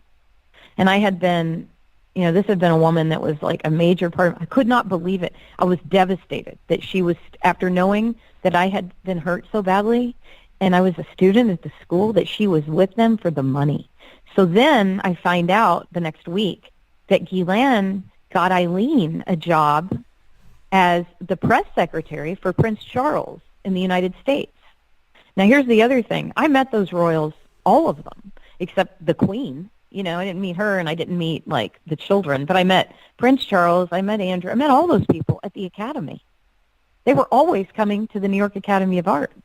There is a problem. Okay, and I'm going to back up. Whitney, I have so much information. I'm so sorry. But when I was that's in why France, I set aside the afternoon. All the information, however you want to tell me, jump around all you want. Thank you. You know, it's my job to organize the info. It just you know what I mean? So, you know, okay, thank you. You don't have to worry about that. That's what I do. But when I was in, thank you. When I was in France in 1991, I was in art school at the Lacoste School of the Arts in the south of France. It was just such a privilege, and it was the most incredible experience, right? And I'm there, and I'm like, wow, this is great. Here I am in art school. This is wonderful. And I see this sign that said, and I remember it so well because my friend Randy Mellick drew it, but I didn't know at the time. I didn't know Randy yet. And I see this sign, and it's elongated, and it's a figure like the one that Ghislaine stole from me. It's a figurative drawing in the red pencil like that. And I was like, oh, I've always wanted to draw like that. And I want to learn anatomy that way. And my roommate, who is German now, she's never been to America. She was German. She said, Marie, you can't go to that school. And I said, why? And she said, they have a pedophile ring they're running out of that school. Whitney, this was 1992. She was talking about the New York Academy of Art. My German roommate in France knew about it. Wow. Is that not weird? And I ignored her because I thought, man, she's maybe Germans are weird. You know, I was like, are all German people weird? She's really weird. You know, I thought, I'd never even heard the word pedophile. And anyone who used that word, I kind of felt sorry for them. I was like, well, that's a weird thing to think about. You know, I mean, here I am so young, no clue. I'm at a little, like, Christian school in California, a Catholic school in California, like, had no idea that this stuff existed, even though it goes on in the Catholic Church. I had never seen it. And so when she said, I thought, that is so I remembered after this happened to me, I was like, holy smoke, how did she know that? And, of course, I'm not in touch with her anymore, but that was weird. So Randy Mellick had that school. He's somebody you might want to talk to. Randy Mellick was a professor at that school, and he made sure it was matriculated because he went to the school. And he said, I would really like, you know, so he helped Eileen make it a matriculated school, but he wasn't happy with the way she was running things. Like, she would use the students to clean her house. She would use the students to babysit her kid. She would use the students to pimp. I'll bet you anything Randy Melick would know. There's another girl that would know. Her name is Ursula Rudenberg. Rudenburg or Berg. Ursula. And she was older, so she was able to, like, see more of what was going on. And actually, she contacted ArtNet and came to my defense and said, Eileen Guggenheim's lying, because she brought us to that estate out in New Mexico. And she, not only did she bring us there actively, she told us to flirt with Jeffrey. And she played a game, a really creepy game, where we had to pull falsies out of a bag. I didn't remember any of this, Whitney. But this woman, I guess because of age, like, she was able to remember it. And I only remembered it after hearing it. I was like, oh, my God, that's right. That did happen.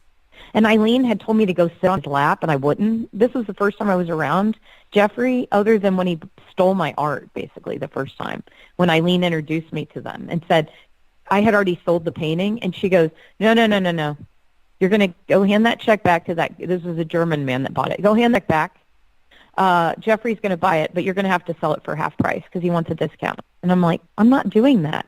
And she said, you're doing that for the Academy. Do you understand me? He's important for the Academy. Do you hear me? You do it right now. This is how they spoke to me, and I did it. And this is how the elite speak to their, quote, servants. They're I don't know, just like the regular people who aren't Jewish that are allowed to eat at the country club. Aren't allowed to eat at the country club, sorry. It's a big part of it. It's a problem. She told my sister she couldn't go to Penn. And she wanted Annie to go to this school. I can't remember what school. It's a very good school, but I can't remember the name of it. And Annie wanted to go to Penn. Our grandfather founded it. He was a signer of the Declaration of Independence. He founded the medical school there, and she wanted to go there. And Eileen said, you can't go to that school. And when we asked why, she said, black people live in Philadelphia. Oh, my They're gosh. completely racist. Yeah, I'm not surprised by that. Yeah, I mean, all. like, to a point where you wouldn't believe the way Jeffrey and Guylaine spoke about African Americans. It was like, it made my skin crawl. Anybody who was not Jewish, and you're right about this, but the way they spoke about them, it was really horrifying. And it showed me a great deal about how these people truly believe that they're chosen to do something here. I don't know. It's unbelievable to me. I mean, and it was every one of them, the way they spoke. And one time I heard Isabel say to her mother, Eileen, Mommy, why do you call Maria a nobody? And she said, honey, Isabel, Maria is not a Jew. She is a nobody. Wow. Well, you know, it is worth so you pointing. can see why for about 20 years. That type of stuff I might actually include just because the Maxwell family have You ties should to include this it. group You that's should include it. what's it called? Chabad Lubavitch. And group God. openly talks about how only Jews are human and the rest of human beings are like cattle, basically. So, I mean, it'll probably end up being part of the story. Guylaine said. Good. Well, Guylaine did make it very clear to me that Annie was very lucky to be able to carry a Jewish baby. That was another thing. She said she would have been so lucky. See, they constantly made it very clear to me. You can't eat at the country club because you're not a Jew. You can't. And I mean, it's like they get hit with a soccer ball in the gut. I've told every news network. And they go, oh, we can't talk about that. Of course, you can't talk about the truth, right? You can, but most people just won't. And I think it's a huge part of it because this is a problem. This elitism is very deep. And these are the people pushing racism. These are the people pushing white. They're saying there's white supremacy, which maybe there is in some ignorant Southern hillbilly groups. But I don't know any white supremacists. But I know a lot of Jewish supremacists. They're all elites. And they're all connected. And they're all one big group. And they are the biggest supremacists I've ever met. And the things they said about black people made me cry. Honest to God, it made me sick. I was like, I can't. And they make it very clear. They made it very clear that I was a servant because I was white. I was a white servant. Yeah, it was made very clear to me. No, you're just a servant. You're white.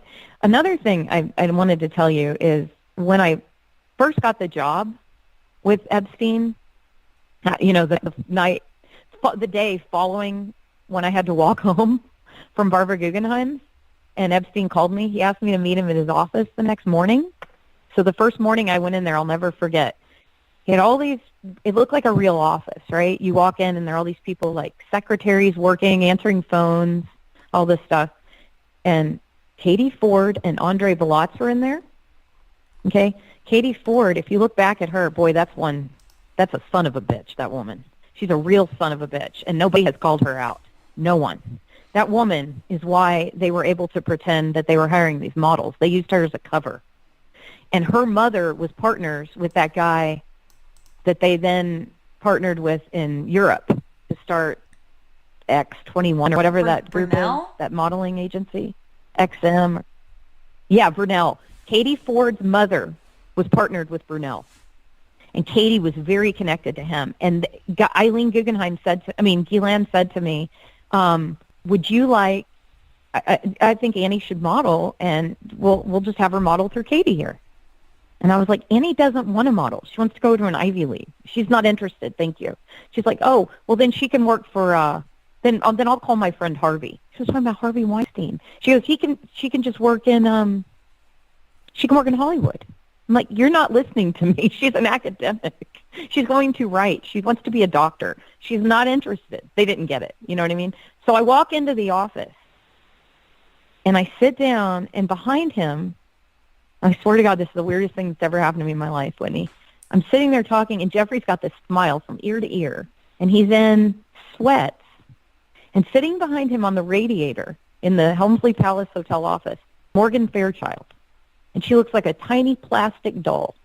And she's just sitting there, never says a word, just smiling.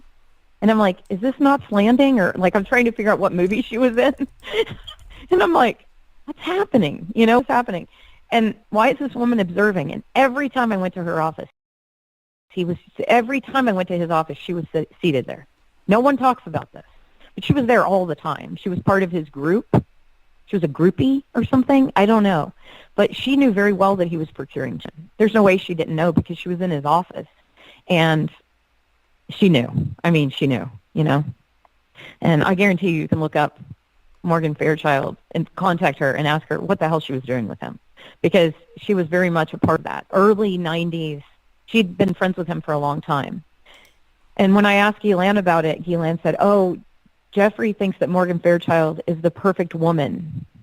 And I'm like, but he doesn't even, now I'm thinking about it, he doesn't even like women, but whatever. So that's weird, don't you think? Yeah. Yeah.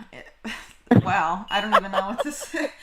Yeah. I mean, just so many of these sick people are just so obsessed with raw ambition that, like, they will just look the other way with these people abusing kids, It's like, just sad. Oh, it's so sick. It's so unforgiving. Yeah. And Andre Balotz, I want him called out. That motherfucker, let me tell you, sorry, that guy, I hate him. He really makes me mad because he had W hotels. And Helen went on to marry, like, Uma Thurman. I don't know if they're still married or what, but I remember following in the 90s and feeling sick. Like, I'd go to the grocery and I'd see all these people I knew on the store thing, and I'd be like, oh, I feel sick. My mom's like, don't look. We'd walk by aisles with, like, magazines or, it's horrible. I mean, it's just been horrible, Whitney. I've tried to erase them, and that doesn't work. You have to face it. But it's weird because I did try to call them out. And Vanity Fair made sure that all the girls were always afraid then to ever come forward. And that was 100% Vanity Fair. That was 100% Vicky Ward. And I know Graydon Carter's life was threatened by Jeffrey, but what is Vicky's excuse? She was the one who took the case. I mean, she was the one who she gave me her word. And then she turned her back on us and wrote the best article about him, and then said, she wrote an article, if you listen to the Focal Flick, I'll send it to you, but there's, that guy from NPR, he did a story on this called The Cat's Head and the Bullet and the Farmer Sisters, something like that. And it's Dan Fogelflick. And in it, he refers to the fact that Vicky Ward writes an article. She starts hanging out with Ghislaine then, after knowing what Ghislaine did to me, after everything I told her that Ghislaine was doing to children. She starts hanging out with her and says that money makes up for all the wrongdoings in New York society. It's a quote from her article. Wow. Yeah. That's and so then Vicky Ward contacts David Boies and says, "What did I ever do to you?" She chews out David Boies, and yeah, I mean, she's a nightmare. So, yeah. Wow. Vicky, I call her, I'm just going to tell you, I call her a prostitute. And I said, "You are a prostitute." First of all, she contacts me privately after we'd asked her not to many times. All the lawyers had asked her not to, in person, just said, "Please don't bother the farmers anymore. They just don't want to be bothered. Their mom's having a hard time because Maria is really sick." So what does she do? She hounds my mother all the time. So then she contacts me and she says, "You know what? I don't even need to talk to you because I'm a victim of Epstein just as much as you are." What?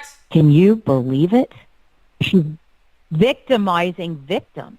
She said, because when I was pregnant, now here's the thing, when you have twins, it's a high-risk pregnancy. She likes to say her pregnancy was high risk because she was trying to write this article to help expose him during that time.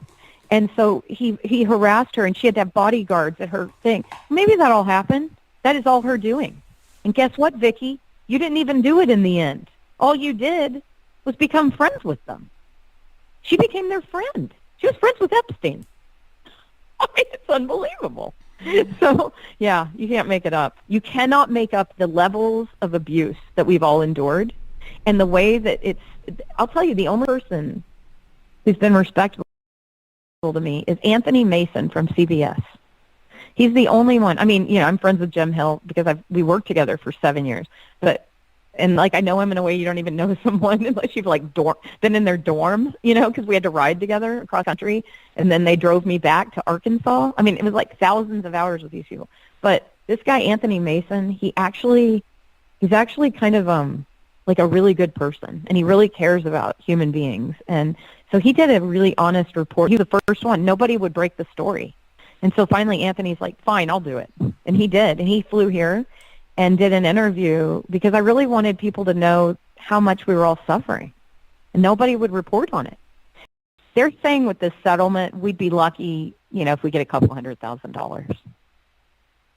Isn't that sickening? Honestly, I think So that Ghislaine is really suing lucky. now, and that she's going to try and get the money for her and send it back to whoever funded this whole thing, whether it's Wexner or Mossad or whatever. She is. Sick. Oh, she'll give. I can assure you that Wexner handles Ghislaine, and Ghislaine. Ghislaine answers to Wexner. I know that for a fact. So you think she answers more to that's how I knew he was Wexner the head of this than thing. I don't know, like Israeli intelligence where her dad worked, right? Do you think she's more like under Wexner than Right? No, I know she's Israeli. Yeah, Wexner is Israeli intelligence, 100%. And I believe that. I mean, there's no way it was just it was assigned that she would be under him, and I know that's where she got all of her funding to do this scam with Epstein. I know that. And they used Epstein. Epstein was like the dumb, I hated how they describe him as like this intellectual. Whitney was not smart. I mean, he was probably a lot of people really actually said that boyfriend like, at the time. Him well. They say he wasn't like how they built him up as like this smart billionaire guy. He was just like average Joe intelligence or something. I've heard that from a few people. Yeah, he was pretty average. Like, I was definitely more intelligent than him. I'm not kidding. And, I mean, I could just tell. And I was around a lot of brilliant people at the time, like brilliant, just true brilliant people that were change makers in society, and he was not one of them. He was somebody, though, that was able to convince you that he was so charismatic. He could convince you that he could change the world for you in the next year, and it would be the most wonderful experience you would ever have. He could have run a cult. I'm not kidding you. He was that charismatic. And Ghislaine was very charismatic too, dangerously so, but once you got to know her, it all fell apart. And she was verbally violent and vicious, and physically violent and vicious. She would beat those Filipino maids. And the only reason I'm calling them Filipino, I don't know their names, and I know they were from the Philippines. But those women were precious, and they said that she hurt them physically. So she not only she never did it to me. She never beat me. But, man, she was verbally violent like I have never known. I mean, other than Eileen Guggenheim, the two of them are the most vicious bitches I've ever spoken to in my life. Wow. I mean, they could cut you down, and it was so morally devastating. Like, just you just felt useless as a human being when you were told you're nothing because you're not Jewish, you're stupid, you're useless, a useless white girl, a poor little peasant. I mean, just the things that I was called, I was just like, I believed it, because it was like a cult. And the only thing that woke me up, Whitney, was when I was being assaulted. Somehow, well, the whole time I was being assaulted, I was thinking, oh, dear God, these people have been with my sister. Where is my sister? She's in Thailand. I don't think my sister, I thought she was dead. So I had that, and then it hit me that they had taken my photographs somehow. I knew when I was being assaulted. Somehow I knew they were pedophiles. All of a sudden, it hit me. Like everything made sense. All pieces fit together. And I ran downstairs the morning after they left, and I rifled through, and I had everything so organized. I knew exactly which pictures were what. And the reason I went to the FBI was because they should have been put away for life for child pornography. It should have been the end of it, right there. Boom. That's it. And it was I had proof, and they would never take my proof. No one would take the envelopes that I still have here that my lawyers are going to take, and they're going to make them fingerprint. Because we know I know it was Guylaine that got the pictures. I don't even think Jeffrey was smart enough to know I would have hidden them, And it was all locked. All my stuff was locked, and it was very well organized, which you wouldn't expect for an artist. So I had everything numbered and lettered. And so, like, they stole picture A3 and I was able to go through and know exactly which envelopes they were taken out of, and I panicked, and I called Jeffrey's office, and I said, they are they have stolen my art and made it into child pornography and my reference pictures, and I want them back, and they hung up on me. And then a girl from his office called me, Whitney, and said, he has those pictures in his briefcase. He's using them. And she hung up. And I had to know that, like, those are my sisters. Okay, so one of the pictures was my one sister who was 12. She was 12. And Annie was 15 in the two pictures he took of her. 15. And they were totally nude. And they were just like the kind of shots, like they would walk through the room and I would just take pictures. And then I would, put clothes on them in the paintings. But I was studying the anatomy. And sometimes I would just have it be like really casual, half clothes, half, I was studying anatomy. Then I never did that again because, it was used against me in the biggest way ever. So. Oh, man. Yeah, it's a lot. Yeah. It's a lot. They did a lot of damage. And the thing that really bothers me is all those girls that they hurt. I think freaking one of them had straight. They all had hurts me to even hear it. I can't imagine how this must have been for you. Oh my God. I am just... Well, the thing that's so gross is that the FBI is complicit. And they're still trying to make me into a liar. They're still trying to say that I never called them, And why did they come see me? Oh, this is the thing that'll kill you. Vicky Ward tells people, she tells everyone when they call her, well, they came to see her in 2000 and, was it 2006? Yeah, they came to see her in 2006 in the woods of North Carolina because I told them about her. She didn't talk to the FBI. She's just crazy. She's like another one of them. I'm like, wow, these elites really stick together. You cannot believe a word she writes. And everything Vicky Ward writes is for her own accolades. She writes it to make herself known. She's mad at us, at my family, because she was trying to do a podcast. She got her gig at CNN because she promised them an exclusive on us, and she couldn't get it. So she pitched a fit. And I told CNN, I said, I would interview with you liars for all the tea in China. I got to get back at everybody. Well, that must have been nice. Yeah. I'm talking to Whitney Webb and David Icke. I'm finished with liars. Sorry. Well, thanks. I appreciate that. I really do. I really am really humbled that you would trust me. I appreciate your work. Thank you. I really appreciate that. Whitney, I just appreciate all the work you're doing. You have no idea how appreciated you are. Like Edward Zoll at True News. I mean, everyone I know that I've spoken to, all the lawyers, everyone like, this girl is sharp as a tack. I mean, I sent your stuff to David Boies, and he was like, now this is a researcher. They're going to use your research in court. I mean, absolutely. Oh, that's amazing. It's going to be used. I mean, I've spent, yeah, it's true. Yeah. So it's pretty, and they're even going to use one of Bobby's podcasts. He like theorized on something, and he was dead on, and they're like, oh, we're going to use that. Like, seriously, it helps us so much because no one's speaking out. You're the only one who cares about how it all began. That's what's so important. That's where it is. I mean, that's where the real story is. I mean, that's how you find out how extensive it is. That's the story. Yeah, exactly. Exactly.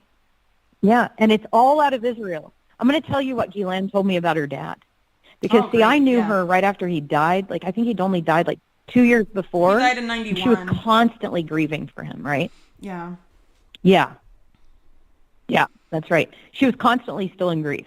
And Epstein, okay, so she would tell the story that her dad had Epstein protecting her. And I'm like, wait, what? This is weird. So she would say that Epstein was kind of assigned to her to take care of her because her dad, like right before her dad passed away. But her dad knew him. Right. I thought that was really strange. So I mean, I've heard this from a guy that used to work with Maxwell, or Robert Maxwell said that they had seen a guy that used to work for Israeli intelligence with Robert Maxwell told me that he had seen Jeffrey Epstein in Maxwell's office in like the mid 80s. So that definitely goes back several years. Yes. Okay, you said that. That's right. I forgot about that. Well, anyway, it's true because they absolutely, Ghislaine's thing that she told me was that he was assigned to her to protect her because her dad had died. And I'm like, who assigned you? You know what I mean? Like, what does that mean? And when she was showing me pictures of her dad and crying over them, I had to sit with this bitch all the time and go through photo albums and I know her really well. And I know how she operates. And that's why I'm so afraid that she's still on the loose. And I know who's taking care of her. I know it is the Rothschilds. I know it is. And I'll tell you how I know. Because Lady Rothschild is ready to kill me. Because she's best friends with the Rothschild? She's going to sue. Is this who you're talking about? Lynn. Yeah, Lynn Forrester. She's calling me a liar because she's saying that she set Dershowitz. See, I saw Dershowitz coming in and out of the house. Yeah, she introduced Epstein to Dershowitz, apparently. It's not possible. She claims that anyway. She didn't. Yeah, she did not. She did not. But she wants to think so. So their story is that she introduced them as a gift from Wexner. Because every year Wexner would give a gift to Epstein. And this year he's such a wonderful gift, Dershowitz. So she gave him as a gift. They already knew each other. So whatever. And I know they already knew each other because they knew each other through Barbara Guggenheim's husband, Bert Fields. Look into that. They already knew each other. Okay, so they were all connected somehow, already, But anyway, she said to me, he was assigned to me to protect me because my dad died. And I was like, I don't understand this. And I said, well, what happened to your dad? And I'll never forget this. So I'm going to curse or whatever. I'm using a gross word that Ghislaine used. She said, those cunts pushed him. And I thought she said off the baby Ghislaine. So for years I thought it was the lady Ghislaine. She said, those cunts pushed him off of the baby Ghislaine. And I was like, I don't even know what that means, but okay. I'm just looking through albums trying to be empathetic with my employer. It was the most awkward time. And I'm like, okay, well, and then she says to me, my dad was a very powerful man and, he was very important. She said, Maria, you don't understand. And then she's showing me who she grew up with and how powerful he was and how much money they had. And then she goes on to tell me, she said, Maria, and this is true. She said, and she showed me, she had passports. Get this. I don't know how this is legal. She had a passport, a French passport, an English passport, an Israeli passport, an American passport, and there was one other. I'm trying to think of what the other one was. And I was like, I thought you were only allowed to be a citizen of 2 countries or something. I didn't know. And she's like, oh, no, because of my dad. I'm a citizen of all these nations. And I'm like, what? So then later, when she was talking to me about something one day, she said that the Rothschilds were the greatest protectors of her family. And she wasn't talking about Lynn Forrester, by the way. She was talking about the other ones. The people that are in her. Yeah, yeah. Well, And Lynn she said they're Forrester the greatest. They've always married been into the the greatest. Rothschild family, and that was in like the late 90s, early 2000s. So yeah, if she was talking about this to you before, then she definitely didn't mean her. Yeah, no, it was through Ghislaine. I mean, that Lynn Forrester, I believe, didn't she hook up through them? She met the Rothschilds Evelyn de through Rothschild, who's her husband, through Henry Kissinger at, I believe, a Bilderberg meeting. So. Oh, through Kissinger. Okay. Yeah, of course. Well, that's the official story. You never know what these people, they always lie about when they met each other and the circumstances, you know. I mean, they're lie. Not honest. What you find out, Whitney, is that they all knew each other all along. That's what I'm finding out. I'm like, how do these people, how are they all connected? You know, it's unbelievable. And when I called the FBI, I'm going to tell you what I told them. I said, I know this is strange, but I have a report to make. And this is exactly what's Whitney. I said, I have a report to make on someone that I've been working for that recently kidnapped me. I said, I know this is weird and embarrassing, but I have to tell you because I need to know if he's a pedophile. I don't know how I knew to say that. Like, what? Anyway, and they said, who are you talking about? And I said, okay, well, his name is Jeffrey Epstein. And I said, and her name is Ghislaine Maxwell. And I said, but here's what's important. It also involves the Clinton family. It involves Bill Clinton for sure. It involves Donald Trump. And I said, the game show host. I thought he was a game show host. I didn't know who he was. And later, like, I thought it was funny that I said that. But I said, you know, the game show host, Donald Trump.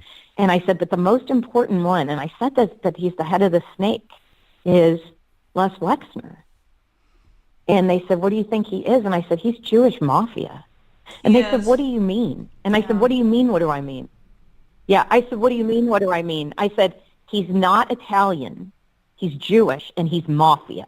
I said, I can't be any clearer with you.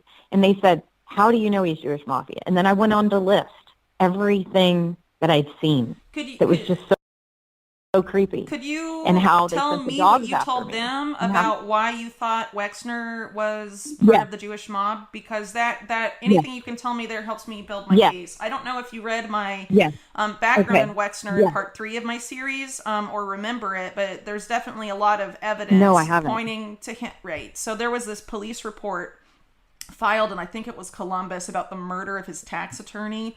And the police report was destroyed. But there was a copy of it that ended up resurfacing 15 years later after it was supposed to be destroyed that linked him pretty much directly to the National Crime Syndicate, which is the Jewish and Italian mafias working together. But in the 1980s, there were these series of lawsuits and arrests made. Rudy Giuliani was actually a big part in that. It was like the pizza something. I can't remember. But they basically... the Jewish mob in New York took out the Italian mafia they'd been working with all those years and consolidated and basically just took over the whole thing. So anyway, Wexner has ties to those guys. So, but anything you can give me about what you saw that made you think... so, I mean, there's clear ties from that, right? But beyond that, anything you can tell me about what you saw... why you thought it was organized crime and not like intelligence, things like that. So anything there is helpful. Right. So one of the things that made me think it was all the passports. So, you know, they say that they only found, I know for a fact Epstein had an Israeli passport because he showed me. Okay. Yeah. But, Epstein, and I'll tell you about the Wexner, like why I think he's mafia, but I just want to say too why I thought it was really sketchy that they had like how Ghislaine had all those passports, and then it made me really mad that when the FBI raided the safe, I know what was in that safe, and it's not a regular safe; it's a whole room, just so you know. So when people say a safe, they think, oh, it's the safe. It's Wexner had one too. It's a whole room you walk into, and in that safe. He had all the paintings he'd been stealing when I was acquiring paintings for him from poor artists, but he also had a lot of photographs of children, and I know for a fact the pictures of my sisters are in there because one of the people from his freaking office had told me they were in his briefcase, and he kept his briefcase in that safe. He also kept everything in there because he told me he kept it for Wexner, everything. And when I asked why they recorded everything all the time, I said, is Wexner really paranoid? And he said, yeah, that's one. Epstein said, yeah, that's one way of saying it. He keeps everything. He records it all. He said, I record everything, and I keep it for Wexner in the safe. So the first house I go to has pinhole cameras. Jeffrey's showing me. He's really proud of them. Second house I go to has pinhole cameras. He says, Wexner gave me this house for $1. Wexner gave me this for $1. Then I go to the apartment. Okay, so the way I found out that they had pinhole cameras in the Victoria's Secret dressing rooms in the 66th Street building, which was the flagship store, is that Jeffrey sends me over there. This is so gross, and I can't even believe I was so cut down at this point that I can't believe I kept working for him, and this is my most embarrassing thing to tell you. Do not blame yourself. Really, do not. I mean, I didn't live this kind of experience with abuse, but I had an abusive parent, and when you get worn down enough, you are willing to put up with stuff you would not normally accept, right? So I totally understand. Please never blame yourself. It's so true. Please don't blame yourself, and don't feel ashamed. Yeah, what's important is about getting the information out to expose these guys. That's what matters. So don't feel like embarrassed or anything. Do not blame yourself for this. Well, we all do. We all feel shame and embarrassment. Because you're human. The people that abused you are not. I mean, it just means that you're not like them, but it's not your fault. You know what I mean? Right. So please don't blame yourself. Right. But anyway, go on. I didn't mean to interrupt you, but I feel creeped out. But yeah. Oh, no. I was just going to say that, so Jeffrey says to me one day, he has me in the office, and he goes, Maria, you just don't know how to wear a bra. And I was like, oh my God. And I have this thing like where I'm really modest about my body. And so it's horrifying to me. Like, I'm very modest. Like, I won't wear a bathing suit. And I was never abused sexually, but I've always just been, I don't know, just really weird about my body. So this stuff was so extra traumatic for me because in a weird way I was like a child because I was so innocent, right? And I'm not just saying that like my boyfriends from New York, that's one thing they can all say is, well, we never had sex because Maria was just so, I don't know what it was. I was just really driven with my art, and I was just really kind of innocent. And I would like show guys my jewelry when they would come to my apartment. I was just, I don't know, I was on another planet. I didn't get it yet. You know what I mean? So I was like really young mentally. And so that's why I think they picked up on that in me. And I know my friend Sarah was the same way, and they picked up on that in her. And even though we were in our 20s, they still could see it in us that we were innocent. And that's what's so sick is they preyed only on innocent people that we had straight A's, were really driven. There are all these things about, even though we don't all look alike, we had everything in common. We were all very creative. And so Jeffrey sends me over to the flagship store, which he can see from his offices, but he can't see into the store. He can only see, and I walk over and, I go in, and the women are like, okay, we expected you here, so we're going to have, we have some bras picked out for you. And I'm like, oh, God. So Jeffrey had already talked to the women who work there. And so they hand me all these bras, and I have to try them on in the dressing room. And not one of them fit me. I am not kidding you, not one of them. So when it was all done, I said, you know what? I don't want any of these. And I went over, and I had $300 of credit. So I picked out a bunch of flannel pajamas that were on sale that I knew I would use. So then I didn't know he would know. So then I come back upstairs, and he had watched me undress. He described my breasts to me. And the reason he was able to describe, I have certain marks that are unusual and scars, and he described every single thing.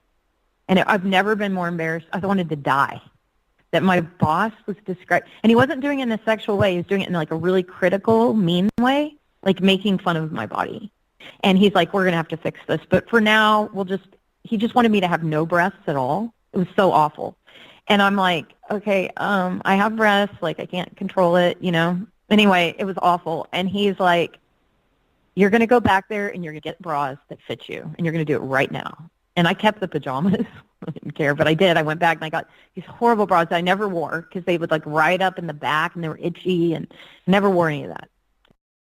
And then the next day he takes me out and he's like, your clothes are totally inappropriate. And he makes me try on clothes. And I remember I wouldn't get any because they were so cheesy. So I asked if we could go to Banana Republic and the Gap, which I didn't know Wexner didn't own. But those are the only stores I liked at the time. And so he took me there and bought me like $1,000 worth of clothes. He did this with everybody all the time. Like, it was just like, I need to go shopping. And he would call the women and have them go shop with him. But the horrifying part is, before the next day, he says, he describes the boobs to me. And I realized at that moment, those women couldn't see me in there. There were cameras in there that fed to his offices. Now, just to fast forward, when I was in Wexner's house, there were cameras there were pinhole cameras throughout that thing. And Jeffrey, again, is like, oh, look at all the pinhole cameras. And Guylaine says, you need to be careful. We can see everything. So I kind of ignored it, and I would go and paint in areas where I didn't think there were pinhole cameras. And then one was the garage. I actually later took over the pool house, which Randy Bowie came threaten me, but I didn't care because there were no pinhole cameras in there and I could work without being watched. But when I would go to the restroom or take a shower or anything, Guylaine would call me, and from the speaker, and this is in New York, sometimes in London, in different places, she would say, get out of the loo, get off the toilet. You have to come, she would start screaming at me. And I was on the toilet. And I'm like, what's happening? So then later Jeffrey's like, oh, yeah, everything's being fed to Abigail. And so one day we're sitting there. I mean, my friend is there. Okay, so Jeffrey and Guylaine flew this woman out 3 or 4 times to see me because I was dying of loneliness, right? I mean, I was in isolation, quarantined for 3 months before anyone at her door. And I'm there by myself, and I'm like, this is bad. I had a boyfriend in New York, and I just wanted to be there. And so they flew this girl out that was really annoying, but she would hang out with me. This isn't Claire. This is another girl. And she would hang out with me. And so one day I said, I'll dye your hair. I was going to put some henna in her hair. And I spilled a spot. Okay, this thing is called the Rotunda where I lived. And in it, in the center, is a big circular hallway that's like a library, but it's all fake, like fake books, fake everything. It's so cheesy. But I spilled on the tacky, thick carpet a spot, just the tiniest spot of henna as I was walking in the bathroom. So I pulled a garbage can over it. And I got a call from Guylaine an hour later, scathing, like screaming like you've never heard, that Abigail is going to have me thrown out of there because there's henna on the carpet. How in the hell did they know? They're watching everything. They literally watched my every move, Whitney. Who does that? My point is, who has cameras everywhere? Sharpshooters, Dobermans, mafia. That's why I've said mafia. I'm like, I don't know anyone who lives like this. I did have a friend whose grandfather was mafia in New York, and they were the big, big family. And I went to their house one time, and they acted just like this. I went to their house out in the Hamptons, and I had a friend with me. I had 2 friends with me. One's black and one's Jewish, and they wouldn't let them in to the estate. And they let me come in. And I was like crying because my friends had to stay there. And I was like, I want to go home. And the only other time I felt like this was when I went to a mafia house. And I just knew. It was just intuition. I don't know if that helps you, but nobody lives like this. Nobody. With this level of like security and paranoia and violence. Having a violent thug come over to threaten a young woman who's an artist, who's done nothing wrong, Right. Right. And they were also going to take my life that day, and I knew that. But I made such a stink because I knew they heard everything and watched, and so I made such a stink, like in front of the cameras and on the phone. When I called Eric, I said, the Wexners are going, Eric Fischel, I'm like, they're going to have me murdered. I'm not allowed to leave. He's like, you've got to get the hell out of there. Whatever you do, leave. And I'm like, they're going to shoot me. I told everybody. I called everyone I'd ever met in my life. Well, they knew that because they watched. So that's the only way I got out of there, Whitney. I saved my own life. And, people like to say my dad saved me. They never let him on the estate. He was at the gates crying. I had to walk his boys to him, knowing I would probably get shot, walk the 3 miles to the gates. And, the other thing is they're having a really hard time because I have a I have a driver's license that has their address on it, and they're saying I never lived there. It's kind of hard to get one of those Do you have a when it picture of gets shipped that to you, and you have license? to go to the mailbox to get it. Yes, yes. My lawyers have the license. I'll send it to you. Yeah, Yeah. Well, a picture's fine. I'll send you pictures. Yeah. Yeah, yeah, yeah. Yeah, but so they have a hard time with that. And that just fell out of one of my art boxes, like right when all this happened. I didn't even know I still had it. I used to have a list of all the threats that I kept in my safety deposit box of all the threats I received over the years from them, and they were horrifying. And so one day when I was moving out of Austin, I thought I was finally safe. And I'm like, you know what? I'm good. They're going to leave me alone. It's been a lot of years. I'm going to use my name again, and I'm going to be me. And then as soon as I moved to Kentucky, that writer started harassing me, that guy, Yeah. you know. And so everyone in the town then knew. I'm in this little town, and then everyone knew I was like, I had reported something to the FBI. It was just like, rumors start in weird little towns. And I had to stay inside for 5 years in that town because I would be harassed because of that stupid writer. I hate that guy. I mean, he's just so irresponsible. I do not like him. Not a fan. But I made him a lot of money for this documentary. He's going to make a fortune because of me.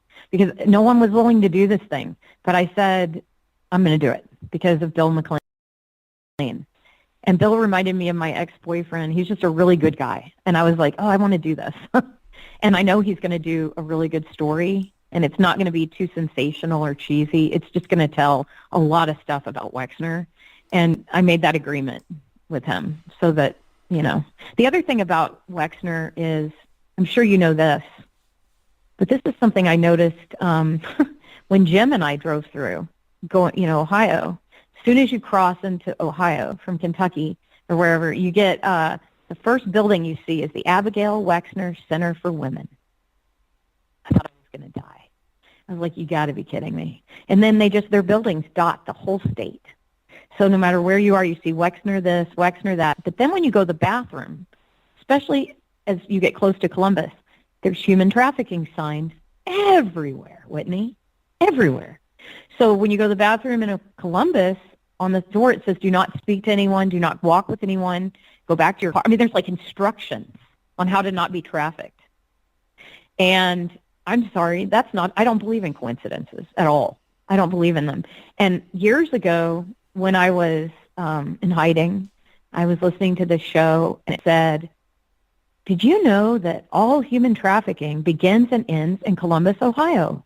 Isn't that interesting? And I'm like, what? So human trafficking from the United States, even if they get the kid from Phoenix, before they take him to Mexico, they go to Columbus.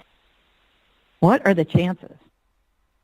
I mean, Wow. He owns Columbus, Yeah. and it's the hub. Now, it's not the number one. L.A. is the number one center for human trafficking now, but at the time it was Columbus, and it's still Columbus is number 3. And it's not the third biggest city, and it's also the place where they all go. They all go to there before they leave the country or go to wherever they're going. They go to Columbus first. Why? Why do they take everyone to Columbus first? And I mean, the fact that they watched me like that Abigail, I had to get her permission to go outside. I'll never forget the one time she let me go to my mailbox. That's when I got my driver's license. And I had to walk like 6 miles because there was no way to leave the estate unless you walk the 3 miles to the gate and then you walk down the main White Barn Road to these old junky mailboxes. There were like 6 of them. And I used their mailbox and I got my mail the one time. And that was the only time I was allowed to go down that road. I remember I was like, God, I get to jog today. I was just so happy. But I remember being terrified that my brothers would leave and the Dobermans would come out. So I came back very quickly. It was just like, who lives like that, Whitney? Who lives like that? Wow. And who has like a tunnel under their house and the floor raises up? Yeah. Now, I will tell you that crazy people. according to the maid, Wexner, Yeah. Mm-hmm. According to the maid, Wexner was gay for sure, and the marriage was like a setup. But I don't know. That was just the maid. It's not according just, to Chef I've heard Andy. it from a couple people. Okay. Well, Chef Andy said he and Jeffrey were definitely getting it on, and I believe him. So, and I don't think it was because Jeffrey wanted to. I think Jeffrey just did his bidding for Wexner in whatever way he wanted. I think Jeffrey did whatever Wexner wanted, and he provided Wexner not only with boys but with girls. And there are rumors in at the university that Claire's boyfriend had said, but that I had heard from other people that at the university he would have parties. So you know that floor that would raise up? Mm-hmm. He would have parties, and that would become like a dance floor thing, and he'd have all these boys from school, from university come. Just boys. He only wanted boys.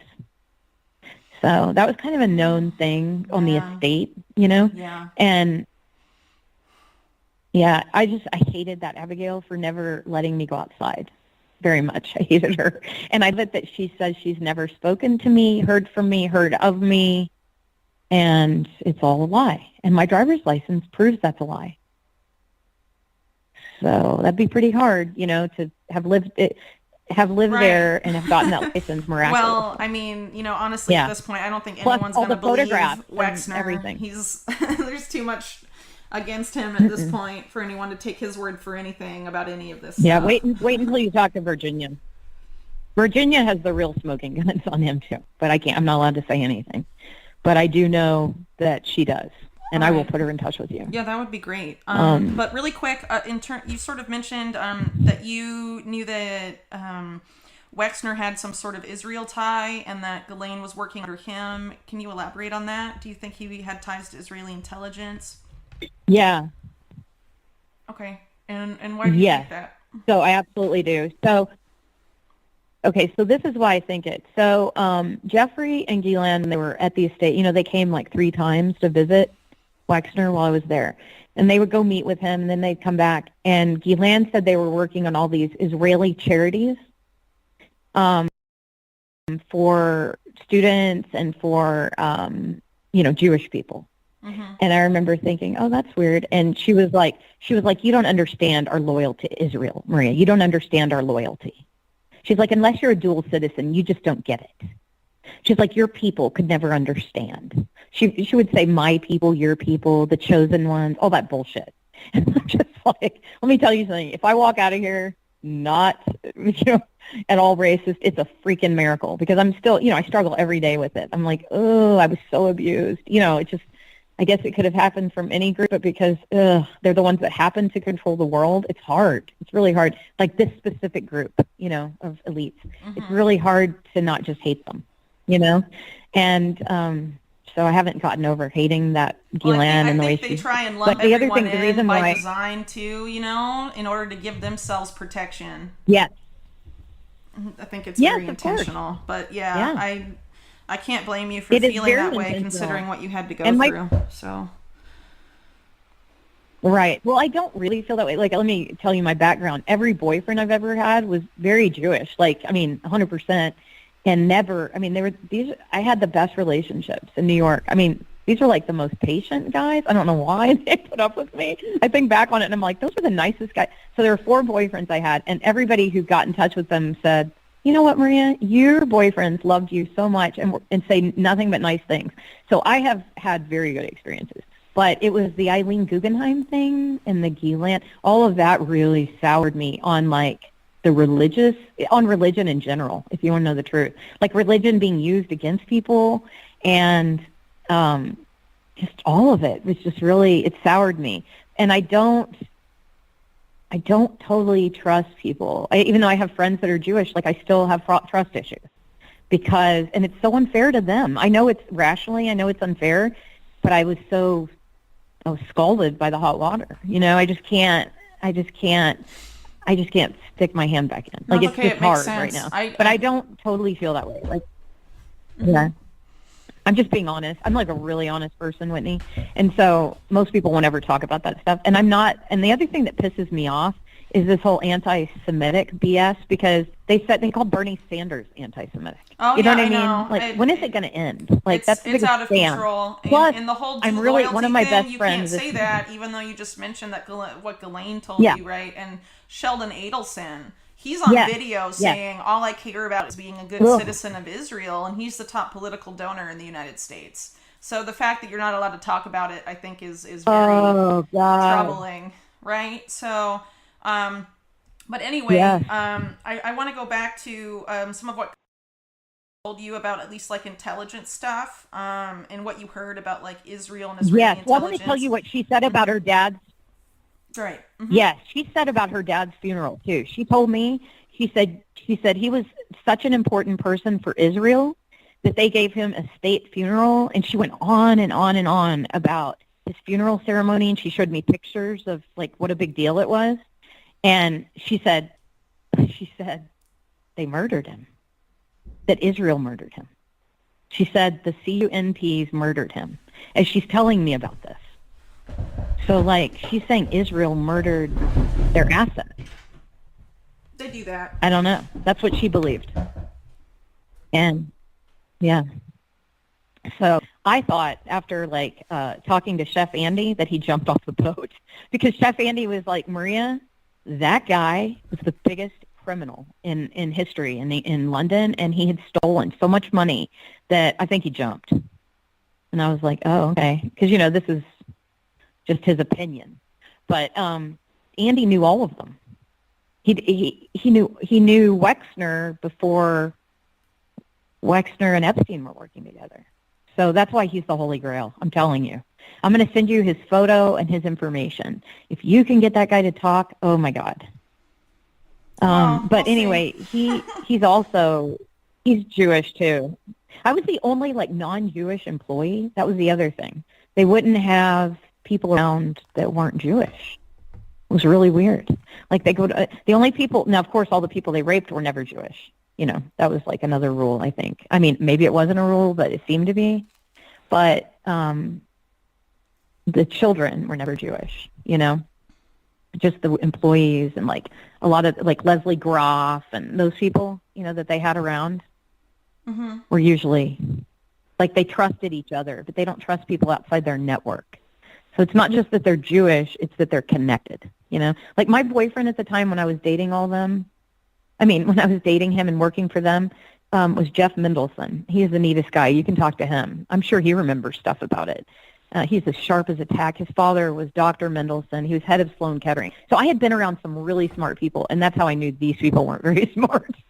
Right. And everything I would tell Dr. Mendelson, he's like, Maria, that sounds like Israeli. Dr. Mendelson said, they're Israeli intelligence. He said, they're scary. You need to stay away from them, And I was like, oh, I've quit my job. Don't worry. But, yeah, like everything I would tell people, there's an article. Okay, there's another guy you should speak to. And he's the one who founded the New York Academy of Art. His name is Stuart Pivar. He's Jewish too, of course. But he's like totally different. But he's a little senile and eccentric. He's a billionaire, and he's like really strange.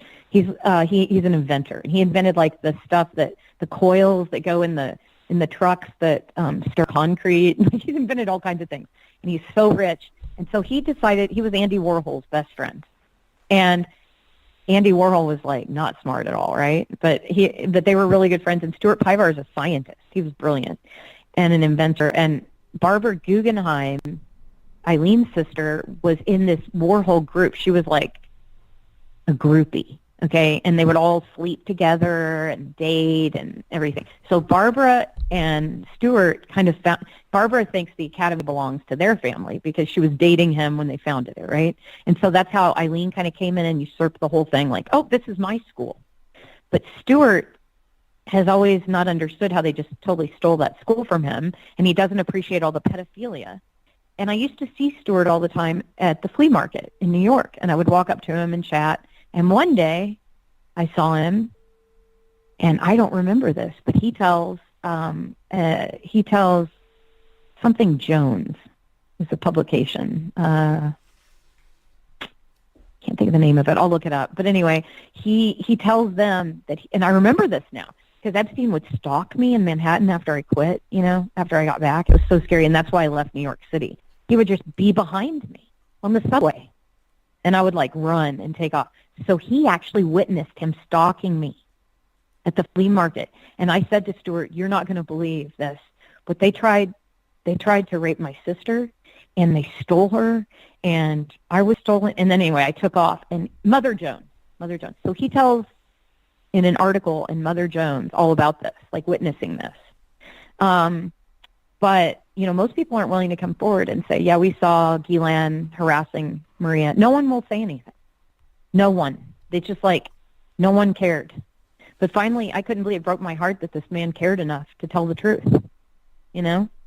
And he wants the academy taken down because Eileen's in charge of it. And he's horrified. Like, this pimp is in charge of our school. So I want my alma mater dead, honestly. I think it's an evil place that's been evil for a very long time. I think you need to ask Randy Mellick about it. Ursula, I think they could put you in touch with other people who could tell you about how Eileen Guggenheim worked. Do I have what? Their contact information, like how I could get in touch with them. Do you need permission? Oh, okay, so Randy Mellick, I can look him up and see if I can find his information. Ursula, I could find her maybe through ArtNet. Well, if you can, because you'll probably have a better chance of recognizing them if you look them up than me, because I don't know the face, you know, or anything like that. So any of the people that you've mentioned that you think I should reach out to, and I'll send Chef Andy. If you have their contact information, if you could pass it off to me. If you can't find it, then don't worry about it. I don't want you to spend more time than you need to, you know. Okay. So, but any of these people, no, you know, I'm really Whitney. I want to help. Okay, well that's great. Yeah, I really want to help with this. I can't explain to you how much the first time I read something of yours, I was like, oh my God, I have to get to know this woman. And I reached out to Edward Zoll because he had mentioned you one day. And I was like, Edward, please tell Whitney. I love her. I appreciate everything she does. And I need to talk to her someday because I have information for her. And he was like, will do. Absolutely. He's so nice. He's a nice guy. And those guys were taken off YouTube, you know. Oh, it's actually illegal to be Christian now, too, on YouTube. It's really gross. And that's all part of the same group, you know? Yeah, pushing I know. It. The CEO of YouTube used to work at the same private equity firm as Netanyahu. So, I mean, it's a little club. Yeah. Oh, gross. Is that woman? Susan Wojcicki? Is it a woman? Yeah, she's CEO of YouTube right now. She used to work for Bain Capital. That's where Netanyahu I love worked. how she's in one of my new drawings. I'm working on her. Trust me. I'm doing these really great anti-elite drawings, and I called the first one. I'm like, this is called the diagram for the FBI. They did not listen to me, so maybe they can follow my visual instructions. I am so mad at them, Whitney. Okay, so I didn't tell you the last thing they did that was so cruel. So when I was in Kentucky and I was being attacked for being an Epstein victim, my lawyer said, Maria, you need to call the FBI. They are here to protect all Epstein victims. They have promised they will protect us. I called, and he said, what is your name? And you could tell he was reading something on there. And he goes, you don't have a case. You don't have a problem. I'm not listening to a word you have to say. No one in this organization is ever going to listen to you again. And he hung up on me. And my mom was right there. This is the FBI and the KBI of Kentucky. Yeah. And I was like, oh God, I'm not safe. I almost moved. A friend of mine was like, you know, you should move to be with me in Australia for a while. I almost moved, but I moved to like a gated community in the woods. But I am so tired of this when Eileen Guggenheim and Ghislaine Maxwell and all these people need to be hiding. But I'm the one who has to hide. I'm just like, why isn't Abigail Wexner hiding? You know, that woman is that is one evil, oh God, Whitney, that is one evil woman. Let me tell you something. Yeah. The thing that really started me off about her too was like, I was reading something, you know how they'll have like a person's name, like I'll look up Whitney Webb. Whitney Webb likes to write articles, you know, or whatever. This says, Abigail Wexner likes to breed her own breed of horses. And I'm like, no, she doesn't. Abigail Wexner likes to keep artists captive and starve them so they can be raped. That's what Abigail Wexner does for Mossad. I mean, it's so obvious, you know, it's like, I don't know. It's really frustrating.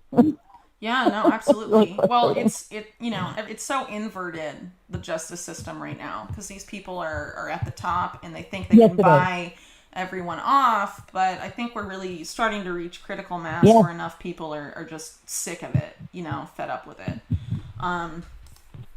But you know, I one thing I did want to ask you. About this coronavirus? Oh, sorry. Go ahead. Yeah. Oh, sorry. one thing I wanted to ask you was specifically your reaction Oh, shoot, to... it cut out a second. Oh, sorry. Can you hear me now? I can call you, too, if you need me to.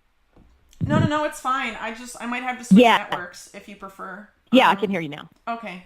I wanted to ask about... Oh, okay. Oh, no, it's good. I can hear you Is now. it? Okay, good. I live in South America, so sometimes it cuts out just because I of know. the distance. Yeah. Is it so beautiful there? It's nice. Yeah, I really like it. Is it just beautiful? It's honestly, I don't think I'd be able to write about these things with my kid if I lived in the U.S., you know what I mean? So it's kind of nice to have that distance, too. It just makes me feel I do know. more sane. Yeah. You know. Safe. But, anyway, I wanted your reaction having a to child, this I would not bring that child to America. Yeah, I'm not planning to. So anyway, I wanted to ask your reaction to this ruling, the recent ruling, if you have any thoughts you want to share, because I was planning to write a short article with either your views, if I can get in touch with Virginia, her opinions about it. Mm-hmm. You know who would be better to talk to about that than Virginia is Courtney. Because Courtney's the one. Virginia has had nothing to do with keeping it going. Right. Yeah. I'm going to give you, I could pass you to Brad. And Brad is her lawyer, and he would love for her to be able to make a statement about it. He's not going to, edit what she says or whatever. But I don't have her personal information on me right now, but I'll pass you to Brad, and then he'll pass you to Courtney. Brad's amazing. He's he's the best person. He's the real deal. He's an actual lawyer that really wants justice, and it's pretty incredible to watch. He breaks my heart. I did a painting of his whole family because I was so just blown away by his goodness for all these women. And I worked on it for a year. He was like, Maria, this is amazing. So we have total kumbaya between us, all of us. But Courtney is the one who's really been making this case happen. She and Brad, trying to keep it alive. And that's why the bill was being named after her, because she never let it go. She has never let it go. And she's really the powerhouse with Brad behind making this case stay alive.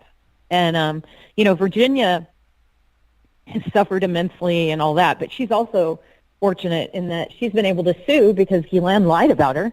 And I was able to say Ghislaine's lying, and she was able to take Ghislaine's money. So Virginia's pretty well set up, The rest of us are destitute, in hiding, terrified, sick. A few of us have gotten really sick. I've gotten really sick, So what's so egregious about the ruling is that, first of all, I'd like to say that the voice of dissent was the most beautiful thing I've ever heard, because she said that's a reptile's lament.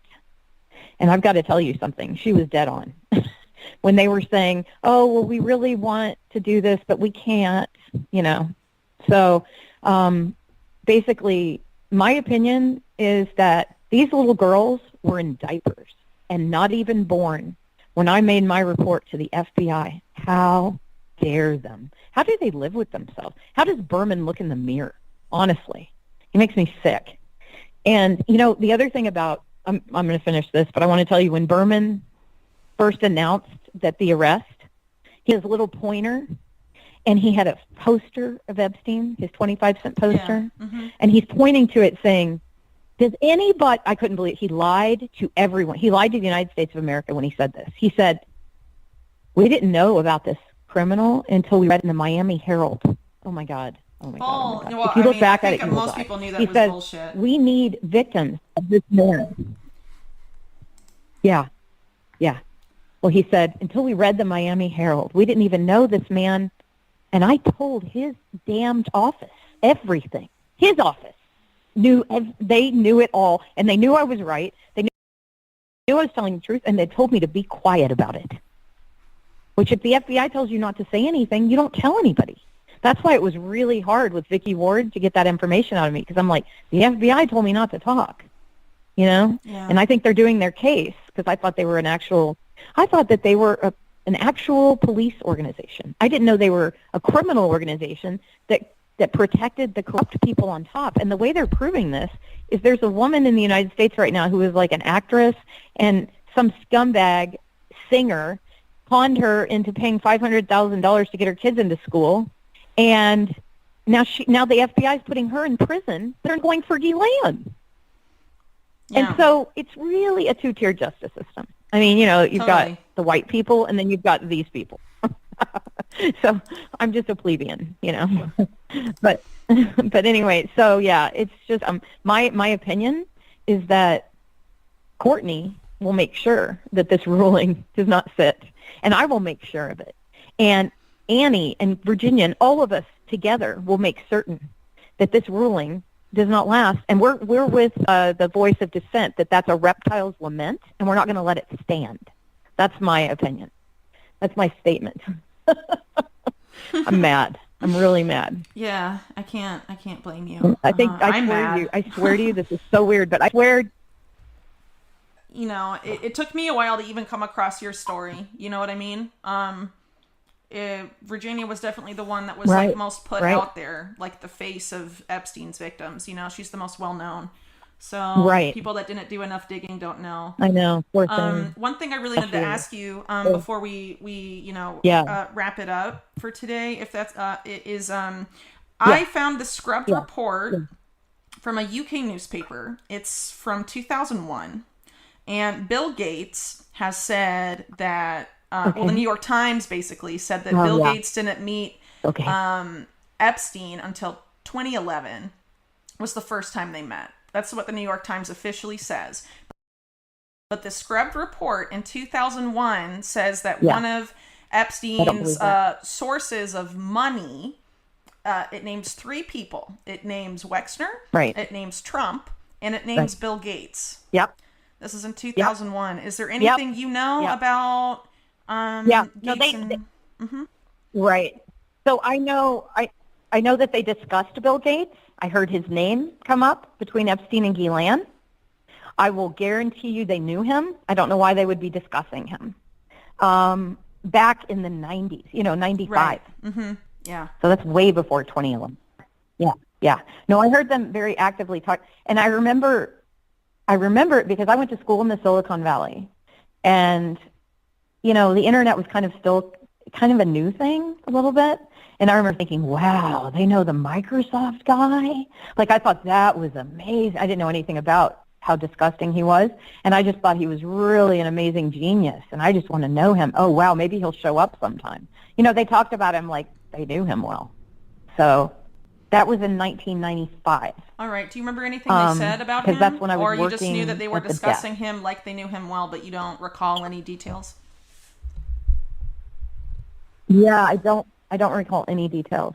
I just remember all I remember from it is thinking, gosh, I hope he comes here sometime because they know him and oh my gosh. I just remember being really amazed because I thought he was this superhero. I didn't know anything about him. I just knew No, back in what the I'd learned 90s, most people in Santa thought, Clara at Santa Clara. it was he was just some cool guy that, yeah. So it definitely is interesting. Invented Microsoft. Yeah. Yeah. Yeah, no, he's in on it. He's part of it. Yeah, he's part of the problem. It just was And interesting the because it thing that said you that will he had realize, Whitney, business the more you dig, ties. is that Oh, they sorry. all kind of have always known each other. That's what's Probably. really frustrating. Mm-hmm. Wow. Yeah, yeah, yeah. hmm But they And were talking I know that about he was always business getting, ties. You didn't hear anything about that, or Epstein talk about no, Microsoft or anything like that, or investments with Silicon Valley in the 90s or anything like that. Did you hear anything I like don't that come up? remember. Okay. Yeah, definitely they were talking about Silicon Valley, and that was the thing that perked me up was like I had just gotten, I had gone to school there, undergrad, so like I really listened to whenever they were talking about the Silicon Valley, and Jeffrey was always like really into pretending like he was learning. He was always like, oh, I want to learn about all this. So he would always threaten that he was going to go study in the Silicon Valley, blah, blah, blah. But as far as like specifics, I don't remember any specific statements about Microsoft, I just remember thinking, oh my God, they know him. I might get to know him. It was just off the cuff conversation. And I was just listening and thinking to myself, oh, that would be an honor. That would be one guy I'd like to meet because all the people they were bringing in were scumbags, like Leon Black, and all these people coming and going they were financial elites, and they were not of any interest to me. I had no interest in them, and so I thought, oh wow, they know Bill Gates. I just remember thinking they knew him because they were talking about him as they knew him, as if they knew him well, like he's their buddy, and I'm pretty sure that God, I'm trying to think of what. Okay, they also said that they were going to have all these people at their estate in New Mexico. So when I went there the first time, and I don't know if people will remember this, but when I went there the first time with Eileen bringing me there, that was my first time around Jeffrey Gillan after they bought my art. I'd never had any contact with them other than that. And so she brings me to their estate, and they were talking about having scientists come. They were talking about what that estate was going to be. And they said it was going to be a place where they had people from the Silicon Valley, that was another time I heard the word Silicon Valley. They said they were going to have people from, political organizations with political power, people from science. I remember him saying scientists would gather there because he wanted it to be a place where people could learn, like a great learning institution. And at the time, they didn't say anything about like sperm or anything like that, but they made it really clear they were selling this as a place. So I know when the Clintons came, he told me that they stayed in the village that was like it's like an old Western village. It was really weird there, Whitney. It was really weird. But anyway, he said Bill came stayed there at the Western Village with their daughter, Hillary and Bill and everybody. Chelsea, ugh. But that was later. That was later that he told me. So when I first went there, it was just being constructed. And so he was showing me what each building was intended to do. And he was like, well, we're going to have our own fire department here. This is the firehouse. We're going to have our own hospital here. We're going to do surgery here. Isn't that creepy? We can do anything in our own little hospital here. And we can do blah, blah. And I said, well, why would you need a hospital? And he said, well, there are snakes. People get bitten by snakes all the time here. Yeah, but why would they surgery if it was for for snake bites? I don't know. Oh, my God. Yeah, I don't know. But he did. He said surgery. Yeah.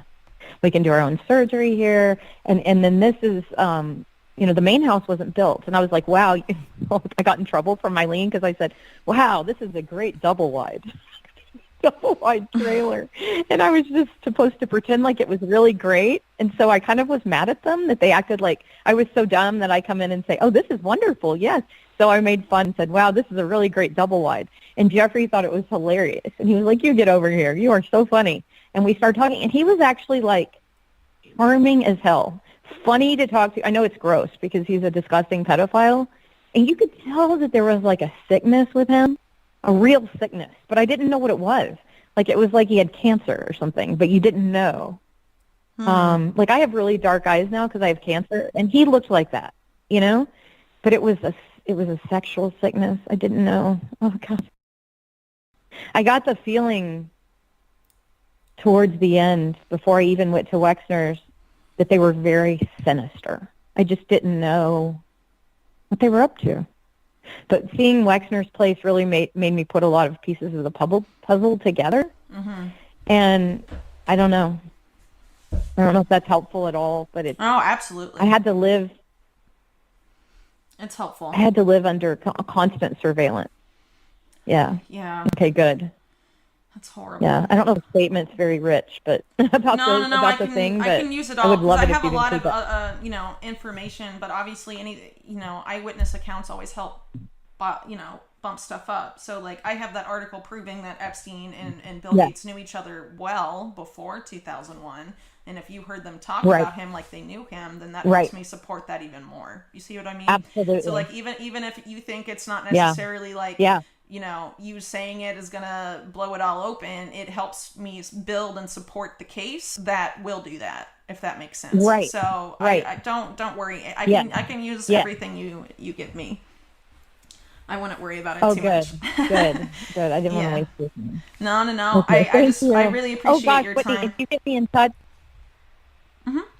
Oh, yes, thank you. And I would really love to get in touch with David. I'll I send feel a like I message have some things I'd like to to tell his him. son. Yeah, I'm sure they'd be very interested to speak with Yes, you. But let me yes. And I, tell him, mhm. oh, I just wanted to, both of you guys, I'm going to send you pictures of the art, but I'm going to make, I need your address too at some point because I'm going to Okay. make a copy of it because I want you to have this thing. Well, I It live is in so South much like all America, the so stuff you'd you're have to send it researching. So just kind of far, but I I would know you love do. that. Yeah, that's um, okay. That's okay. okay. Yeah, I want to send it to you. Because it's really weird how much it fits everything you're talking about. I was like, I got to send my mom when I finished it. She was, you have to send that to Whitney and David Icke. That was so funny because my mom knows all the stuff my mom follows everything you write, Oh wow. and she Well, listens to him. So wow. I'm just really humbled. I mean, doing this whole series, I like didn't know that I didn't really know I was helping you guys out, and that just makes me feel really amazing. so much, Whitney. So Wow. much. Oh, so much. Like even when they were doing the Netflix documentary, he said, "Do you have any like real research?" And I said, "Whitney Webb does." And he went on there and he was like, "Holy crap, this is helping our documentary because now we can put the pieces together." Oh, You know, is he going to because cite me, before or they is he just going to give because no this one was Patterson listening to me. It's guy like all no one the cares about credit? what happened in the 90s. Yeah, I know. Hopefully they'll cite me. That would be Oh nice. no, I don't know. Yeah. Yeah, hopefully they'll cite you. Yeah. But I think what he was doing more than anything was just trying to make sense because everything I was saying about the 90s, no one believed. And I was like, please read this because this started way before I was around. This was at least, I think it was right after her dad died that they hooked up together and started their scam on children. And they definitely Yeah. hadn't gotten it down pat yet, but they had done it. They had been doing it for years. I know because they had procured Claire Hazel years before. Yeah. And some of these other people who were then getting other children for them way before Virginia was born, you know? Mm-hmm. And so it bothers me that there are all these people that are unaccounted for. Yeah. One major thing. Yeah, Where totally. are they? If they became prostitutes, like I love it, like people that are evil, like Indike and Khan will say, well, they're probably prostitutes. Or really? If they were prostitutes, they would need money. And they might be on drugs, so they would need money for the drugs, which means they need money, which means they would be suing. You know? Yeah. Anyway, so, yeah, that's great, though. Thank you for listening. No, I'll I probably be appreciate calling it. you again at some point once I have more time to spend on my book. I'm doing a Yes. series about some other stuff right now that's not really related to the Epstein case, but because of this ruling, I wanted to try and, Right. you know, get Oh, some more gosh, info great. about it out Thank you. there, you know, just so people stay mad about Yes. what has happened. Because, you know, I'm sure you know that in Yes. the U.S. people are so oh, I don't even know how to describe it. If you don't hammer it home and like Fickle? remind their short term memory, they just like it just Yeah. becomes normal and people are just like mad Yes. about everything, you know. So I don't want that Yes. to happen They're with this. fickle and stupid. Yeah, Yeah. they're fickle and stupid people. I can't even believe it. I'm like, why is it that people? And now everyone's like, I'm dying of the flu virus, and I'm like, okay, everything that happens now makes me very suspicious. Yeah, I I'm can't like, blame that's you. interesting timing that the whole world's getting wiped out. Yeah. I don't believe a thing anymore. I'm just Yeah. like, I yeah, I can't don't blame believe it. you. I mean, you know, if I die and I told my mom, if I die from the flu, do not let them put COVID on my thing because I am not going to be one of the statistics that they're using. Sorry. It's not that I don't believe there's a flu. I just don't believe that you have to shut down the world economy for the flu. Right? Yeah, no, And there's it's because definitely of the people that are something else doing it, going the on. people behind it. That's what I'm trying to point out in my new What do series you about think they're this stuff. doing? Well, I think it's an Thank intentional you. Yeah. plan because a lot of the things they're promoting as solutions, like this new surveillance system they want to put in, they had planned out last May Yeah.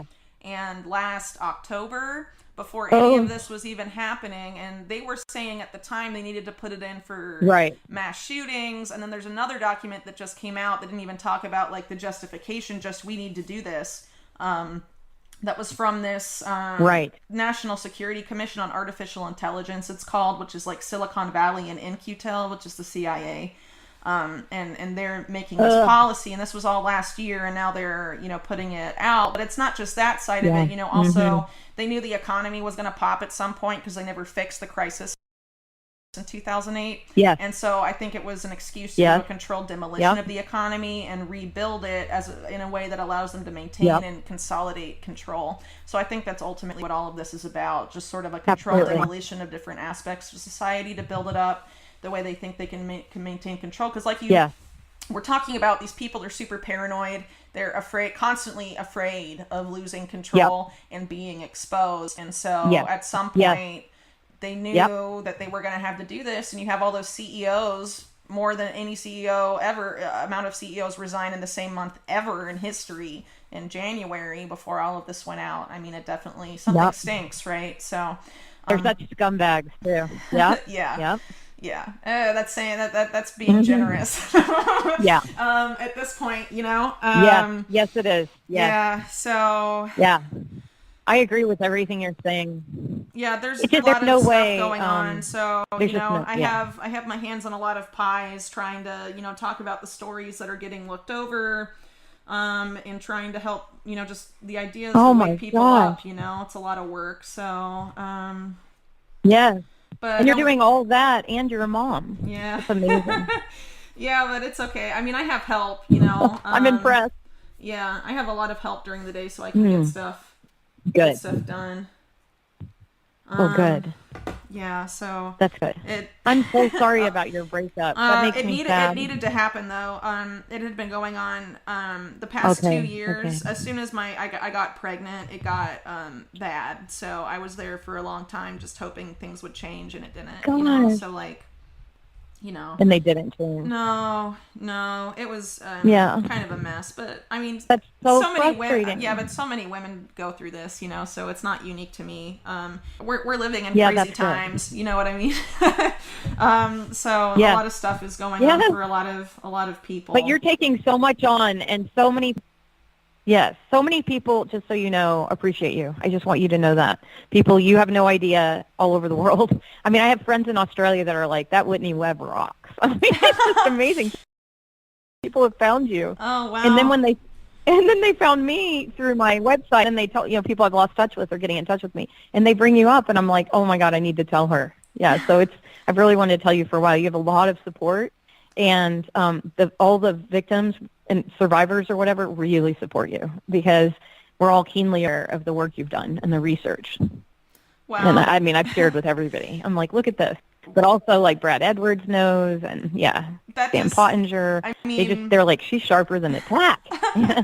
Yeah, I just wow, I just can't tell you how amazing that is to hear, because I think I just cannot tell you how brave you guys are for speaking up and fighting against some of the most powerful people in the world. I just am in awe of you guys, honestly, and the stuff that the horrors you had to go through and live through, and then you didn't let it break you, and stood up and fought back and exposed it. It's such a powerful act, and I feel like so many people just don't understand that. What's cool?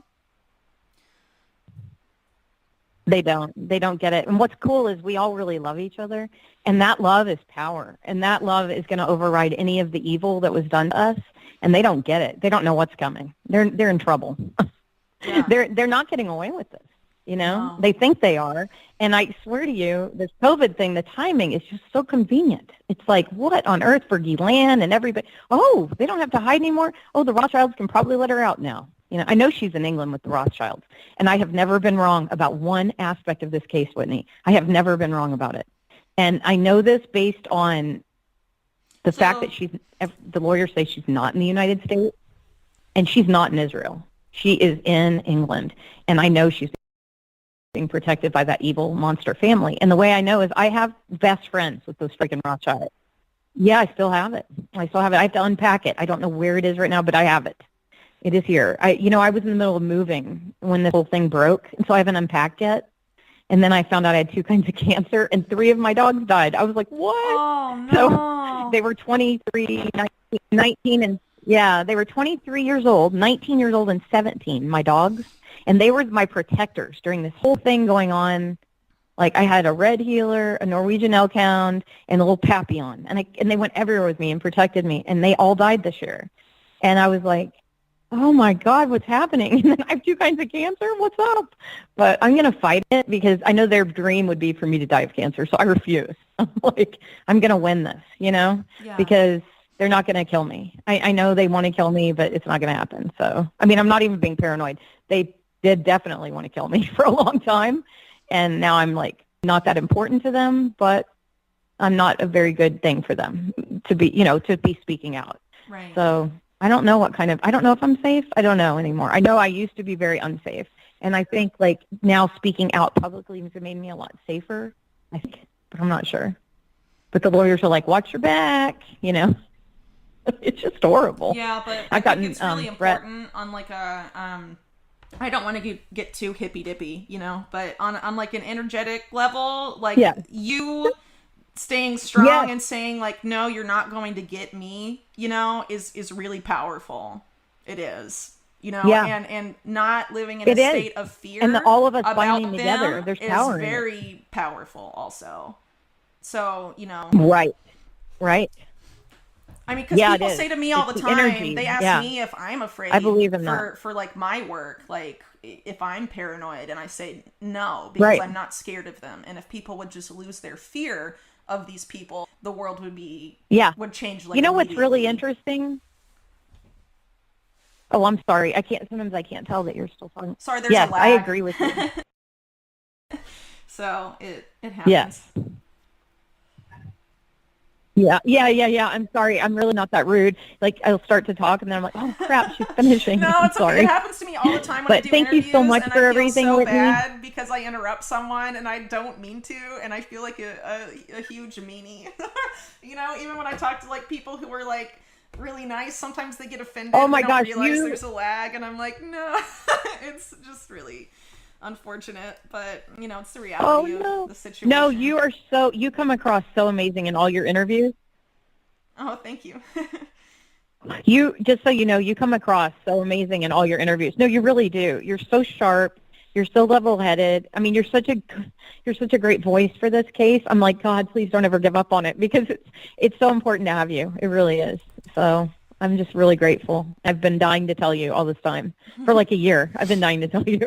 Okay, so one thing I wanted to ask. I'm so grateful, too, that you're going to get me in touch with David. Yeah, absolutely. Well, I mean, I don't have his email address, but I talked to his son who co-hosts a lot of his video stuff with him. So, I'm sure it'll work out. Right. Mm-hmm.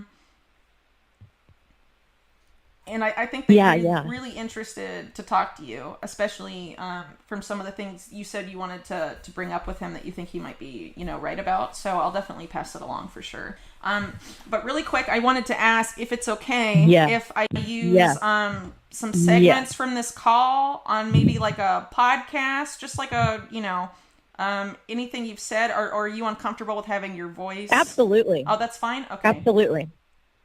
I just didn't know if Not at all. Okay. Absolutely. Yeah. Okay. Well, anything you want to use that I've told you, you use. Yeah. Okay. Right on. But if I use like your voice saying I've been that doesn't bother you? Or would you prefer I just put it in writing? Oh, no, not fine. at all. Okay. Not at all. Yeah. Okay. No, you have me saying it. I think it's more powerful. I think it's more powerful. Yeah, if it's coming from you than from me directly, checking. then I think people are more likely to be like, wow, than just me like retelling it. Yeah. Mm-hmm. Okay. That's right. I agree. I agree. And that's why I'd like to get you in touch with some more of the women too. It's like such a weird time because they're trying to do that settlement thing. And so some people aren't willing to talk, until after the settlement. But the settlement, it's going to be a pittance. It's so insulting. They can also talk off the record if they want. I can just say unnamed Epstein victim. Oh, okay. So you could mention that. I'm assuming Virginia would want to. Okay, I'll tell them. I'm assuming Virginia would be fine letting me use her name, and probably Courtney too. But if there's, other people that are trying to like settle and stuff, and they don't want their name attached to the information and just want to be an unnamed person coming forward, that is totally fine. Because the idea is to use the eyewitness information to support the research I've done, right? because it makes it more credible. Yes. Yes. Yes, it does.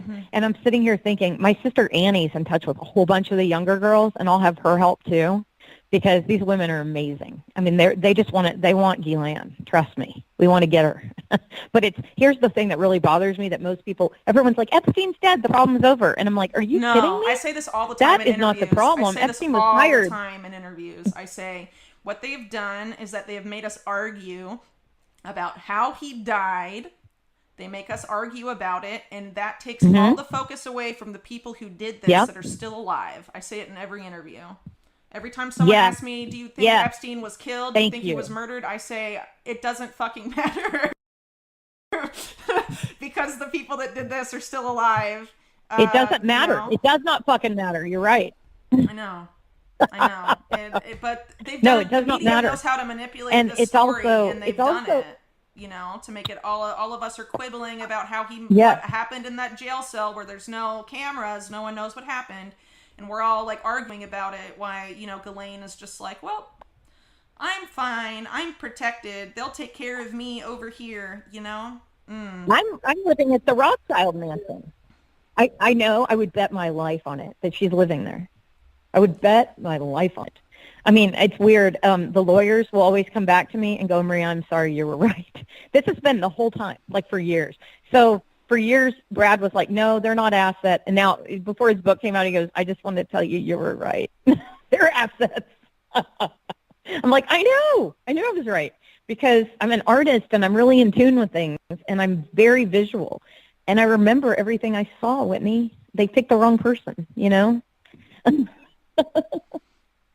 They weren't counting on love for my sister. Even though they think they're really smart, they always make mistakes. Yeah. You know? They do. They do. Thank goodness. If they didn't control the FBI, well, you're amazing. You know, really... they wouldn't have been able to get away with it. So, it's of course. It's a mess. See, everyone says to me, Jeffrey Epstein's so horrible, and I say then, the FBI is a criminal organization that has abused us more than any Epstein person could ever do. And it's so gross. It's so gross. And I was such a proud patriot because I had 2 grandfathers that signed the Declaration of Independence. And growing up, that was like a big deal, you know, and I always thought that was, and now I'm like, ooh, I hope they weren't 33-degree Masons. You know? Everything's changed. I'm like, ooh. Yeah. I wonder how they got that power. Yeah. Like, I used to think it was cool that my grandpa was a colonel in World War II, and then I found out, like, he wouldn't talk about it, and all these horrible things happened, and, like, war crimes and stuff, and I was like, oh. Maybe. Oh, no. Oh, gosh. That's exactly, like, my epiphany this year. I'm like, oh. Yeah. But anyway, thank you so much, Whitney.